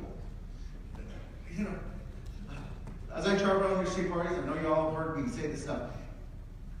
I should not be the youngest person at your state central committee meetings. There shouldn't only be 1 or 2 people with naturally brown hair. We need to engage and involve people. Young people will come to our meetings, our organizations, if there's an action item. And there is nothing like a gathering of people. I'm sorry, that's why we go to church every Sunday. Or Saturday, whatever. We go because we want to get together and feel good. That's why we meet, is to be a collective, be part of something together. That's what makes us Americans. Why we have gotten away from doing that, I cannot understand. That's why I talked about the midterm conference or midterm convention. I think that's important. Let's blow open the doors. Let's everybody come on in. Let's everyone have a voice in the party. Let's showcase all these phenomenal people we've got all over there. There's the rally on January 22nd in Washington, there with the Million Mom March. I absolutely believe that has to happen, not just in Washington, but I've told in New Hampshire, we're going to do it across the state. We want a couple thousand people all out in their communities. Some people can't travel all over Washington, but they can stand up and they can take a stand against what Donald Trump stands for. I just want to say, time limits are discrimination against Southerners because we talk. We take a lot of talk. We should get like an extra 5 seconds. So, 3 things. The greatest threat to our democracy right now, political gerrymandering. Greatest threat to the growth of our party right now, young people. Why? Because they align with us value-wise, but they don't align with us in terms of identifying themselves as Democrats. We have to change that. I have $160,000, or graduated from law school with $160,000 of student loan debt. $160,000. Sally Mae gets a check of $1,000 every month from me before I pay my light bill and everything else. That is what young people are faced with. We got to help them. We have to help them tackle that. Last thing, economic stagnation, credit. I tried to get the Clinton campaign to talk about this. In poor communities, credit is the biggest barrier to living the American dream. And if we don't tackle that and help people with that, we never will. Henry Munoz, Texas. I have one of those terrible 2-part questions, but it was like you read my mind. I've spent a lot of the last 4 years traveling around the country, and I thought we had a project by which we were going to go back and look at the cultural identity of this brand, the big D, being a Democrat. And what I found is that in particular young people, but also people of color, don't understand what that means for them and how it has an impact on their lives. So they've lost this connection to what it means to be a Democrat. We hire political consultants to help us fix that, when in reality it's a cultural issue, a part of the cultural fabric of the United States. So how would you fix it? And the second thing is, I don't really have an issue with much of anything that you all have spoken about today. I just want to know, how are you going to raise the money to pay for it?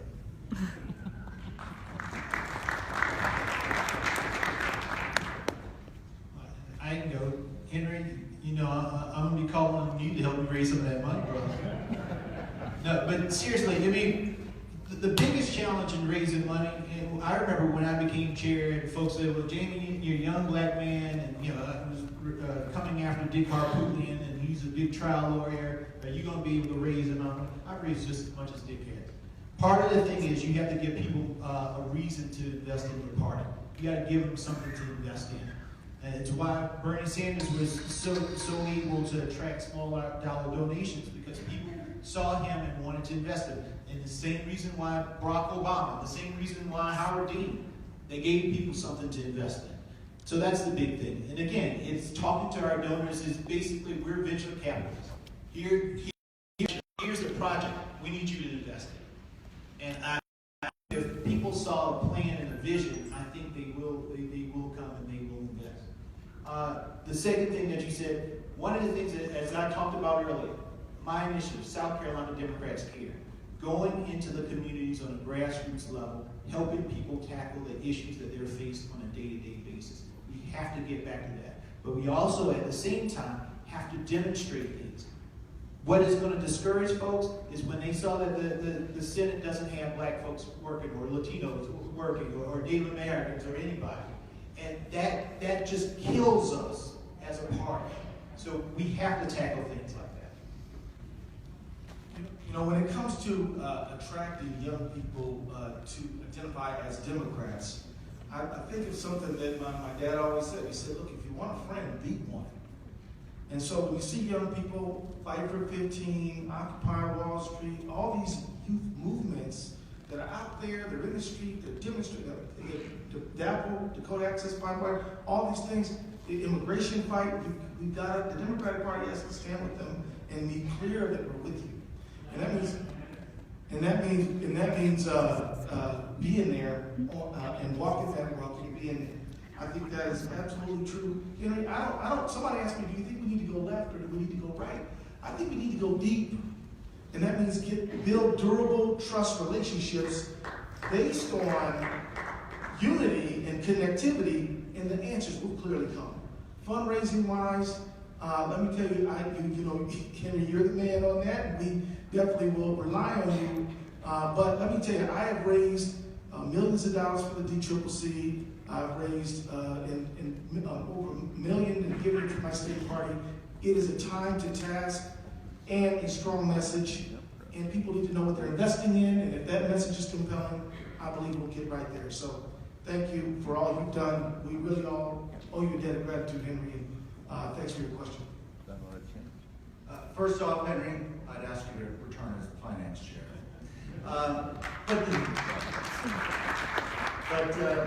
But seriously, when the donors out there, whether it's the little old lady that wants to send in her $5 or $10 a month, when she trusts us that we're spending the money accurately and correctly and not wasting it, when our staff all understands that $10 that they just away, that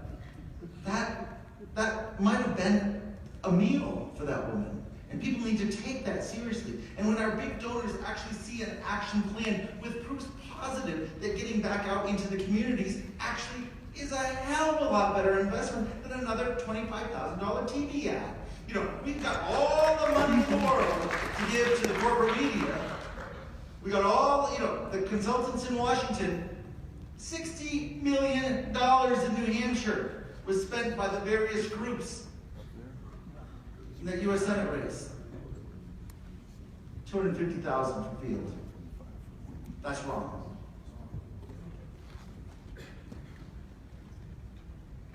Yes, sir. Hi, my name is Ron Harris. I'm a recently elected member from Minnesota. Thank you so much. I appreciate it. There's a lot of conversation about gerrymandering being kind of the biggest threat and making sure we're moving back those legislatures and all those seats. But there has been a conversation at all about candidate recruitment or candidate development. And I would like to hear, if you're the DNC chair, what your plans are for candidate training at the national committee level. I'm happy to kick that off. Listen, one of the greatest challenges, I thought that fundraising was going to be the hardest thing that I had to do as a chair. That's easy. Either people are going to say yes or no, right? And you just keep on, keep calling and keep on.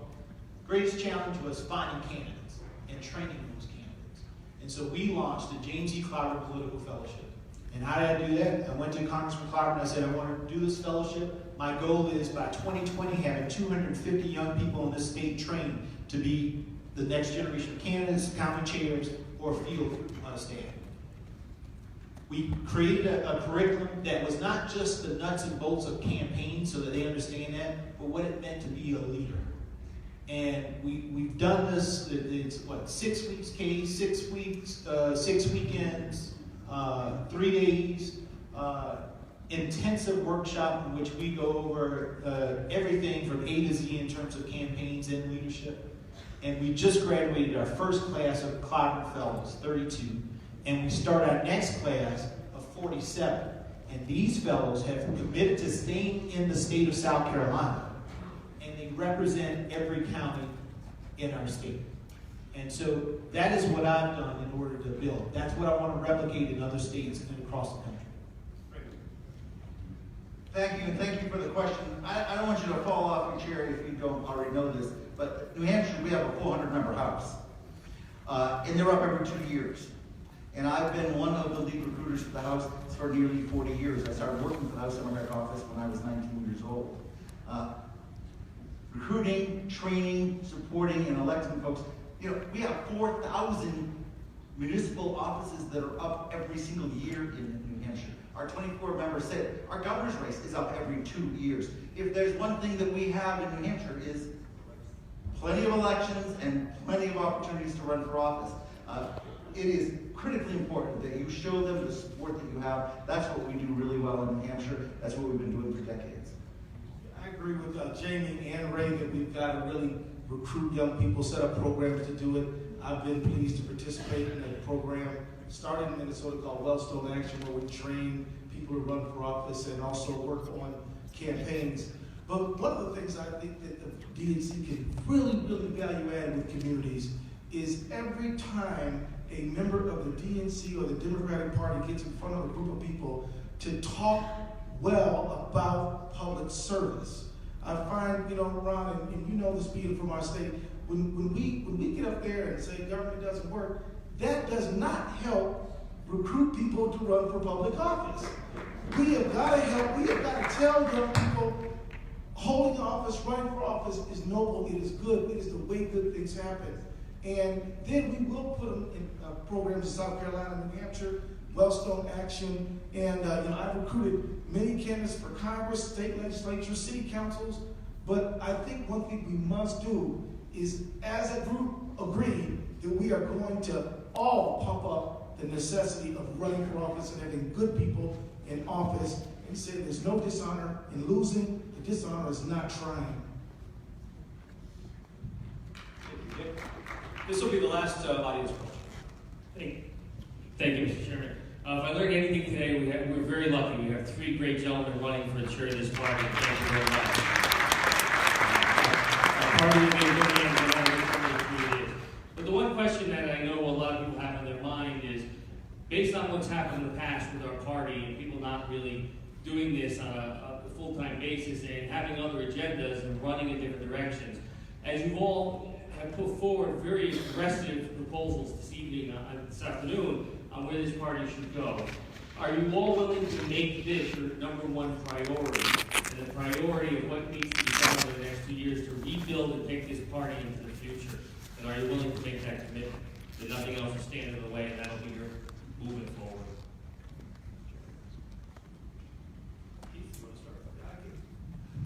I absolutely will make the DNC my number one commitment. Now, I've been having a series of conversations with many of you, and I'm formulating, an idea about whether or not I have to give up my seat or I can be in Congress and serve as DNC chair. When I started this conversation, I assumed that, Debbie, Tim Kaine, Governor Rendell, other people had done it. I didn't think it was a problem, but I recognize we really are in a new age. But let me just tell you this. So I'm in the process of deciding this issue of whether I can perform both roles. But you asked me, will it be my first priority? Absolutely. You should know that when you're in the minority and there's no Democratic president, there's all there is to do is vote no on repeals of the Affordable Care Act, which takes about 20 minutes in a given day. Every other moment, I will be at the DNC and I will be working very hard. Let me just tell you real quickly. The day after I announced, I went straight to Pittsburgh to talk to the DMO. Went there, left there and went to California to talk to delegates there. Left there, went to the district next to mine in Minnesota, then went to Michigan and went to New York. I went to 30 states in the last year. I raised millions of dollars. I appear in the media regularly. I absolutely am going to be fighting to advance the DNC and make it my first priority. But the truth is, that the job number one for all of us, all Democrats, is to be defeating Trump and to getting back into the majority. And I think I can do both those things, but I am hearing from you and listening carefully.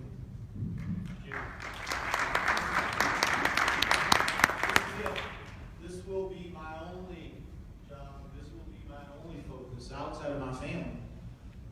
Each day, every day, 24/7. Listen, I've known Keith for a long time, and I told him this when he first called me and said that he was going to run.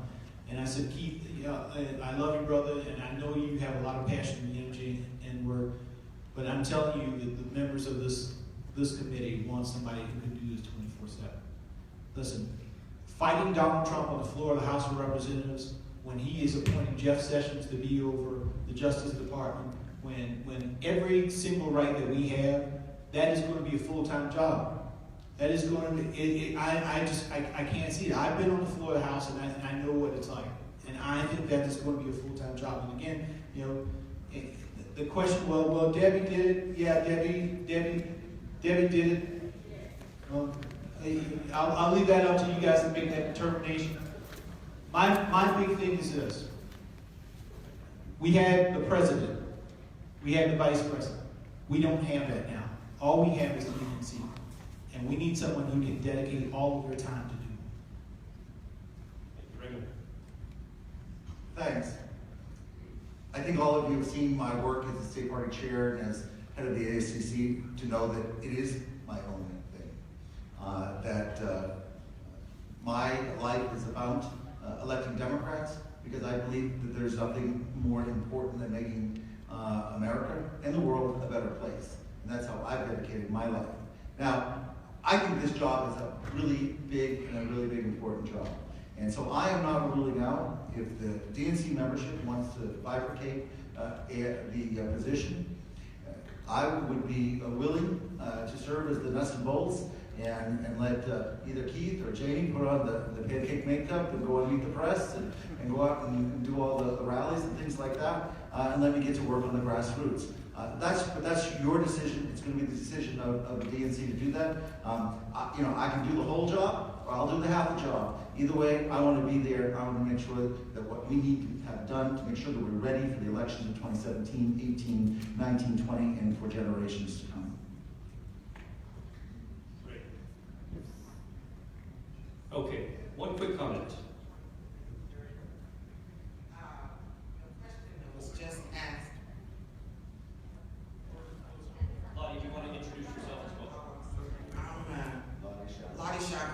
From Arkansas and Chair of the Women's Caucus for the DNC. The question that was just asked, I just wanted to point out that our rules state that the chair of the party is a full-time position. I guess where some of the confusion has come when we've had the bifurcated systems and this kind of thing has been when our titular head of the party was the president. And then whatever the president at that time wants, then waivers or rules, whatever, come into play. We will not have that going forth when we do the elections in 2017. So it's not really a choice. The rules state that the chair of the party will be a full-time position. And I just want to say. So, Lottie, I appreciate you making that point. And I appreciate hearing from a lot of our DNC board members. As I said before, I started with one kind of understanding, okay? And as I have talked with all of you, it has become very apparent that many of you feel strongly about this. And I just want to tell you this. Though I love being in Congress because it allows me to serve my neighbors, I do think that it is more important to build, strengthen, and the DNC and the Democratic Party. And so, look, the election is February 24th. There's still many of you I have to still talk to. I'm hoping you'll allow me, keep your minds open on my candidacy as we continue to talk. Because I think I have an excellent record, great work ethic, a plan, a demonstrated background of increasing turnout, and I know I can be an excellent DNC chair. But we have a few weeks before we can have any kind of election. I hope you all will allow me to continue to talk to you, hear from you, get your take on on the best way forward, because I'm going to do the right thing for the DNC, right? That's what I'm going to do. And so I would just want you to know that. I think you may understand, based on past history, how I started out looking at this. But as time goes forward, it's certain, many of you are raising some points that I have to consider. So with your indulgence, I'm going to continue the conversation. Is that okay with everybody? And but I assure you, I will do the right thing for the DNC.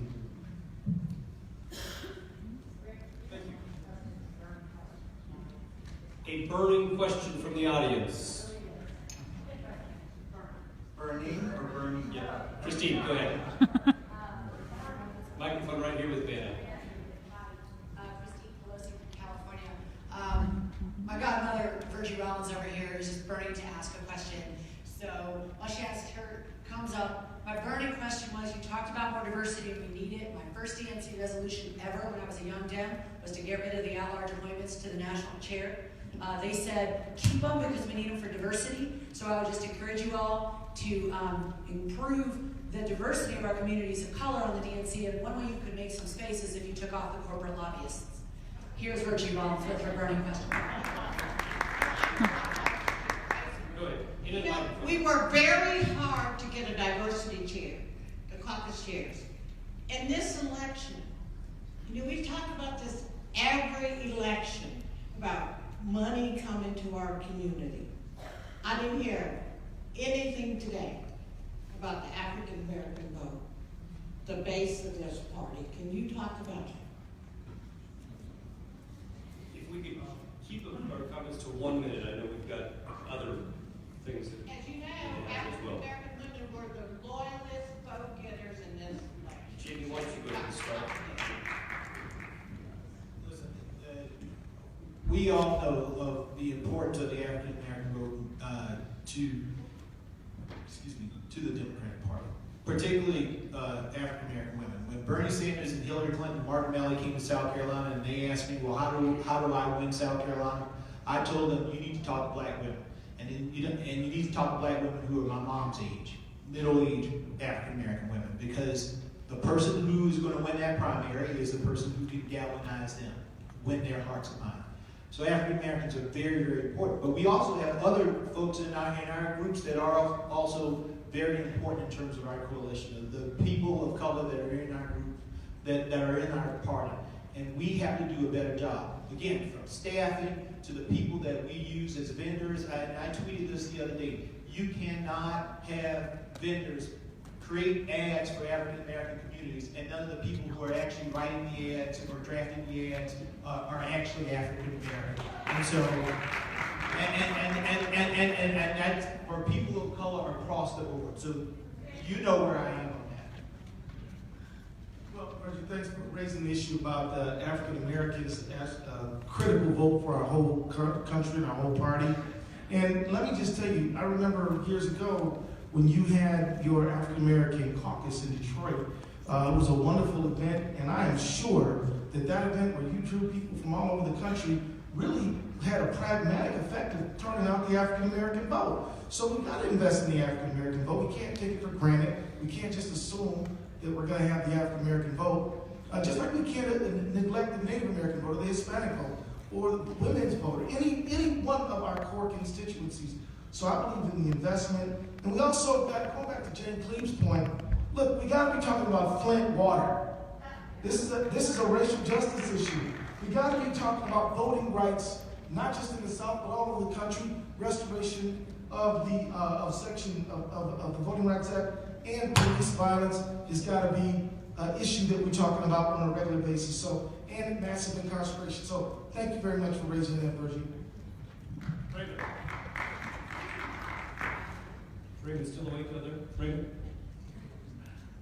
I think that it is important that we focus on all, and that's why, as I said in the beginning, I did not start listing off each group, because if you include and engage every single group, and I ask you to look at who the leadership of the ASCC is, in my hiring practices at the state party in New Hampshire, and within the ASCC, and you'll see that when I said, when I was at 7-year-old kid and start volunteering at 8 years old, it was because of racial inequality. And so we must live it. I was completely furious when I read that story the other day about the lack of African American staffers in the U.S. Senate. And I immediately, I'm on the plane out here, I texted to Donna. And I said, if you're going to go to war over this, I'm with you. I will join you. You know, we all have a responsibility to all the communities of color, of all the people that have felt left out or left behind. Everybody deserves a seat at the table.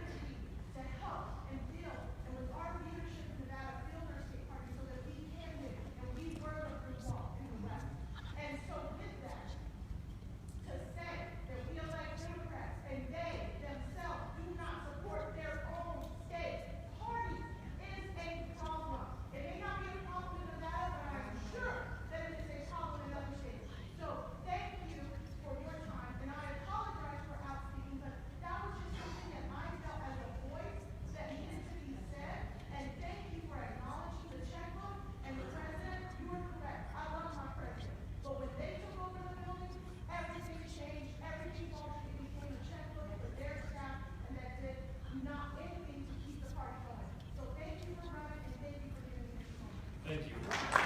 We have that are running for chair, so let's give them a round of applause. And excuse them from the stage.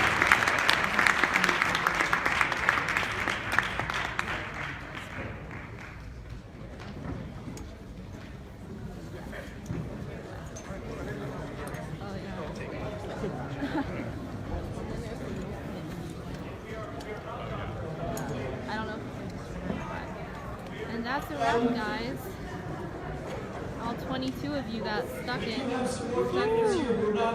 Thank you for watching. Okay, bye, guys. 2 to 3 minutes at this point in time. This video will still be available. I'll save it. Hi. So thanks Tatum for helping to film. Oh, she hi. did most of it. Ha. Arm workout. So please feel free to share. We're going to be here until, what does this end, Saturday? Tomorrow? We're going to be here till Sunday, but it ends on Saturday. So we'll be here for the DNC till Saturday. It doesn't end till Sunday. So thank you for watching. Bye.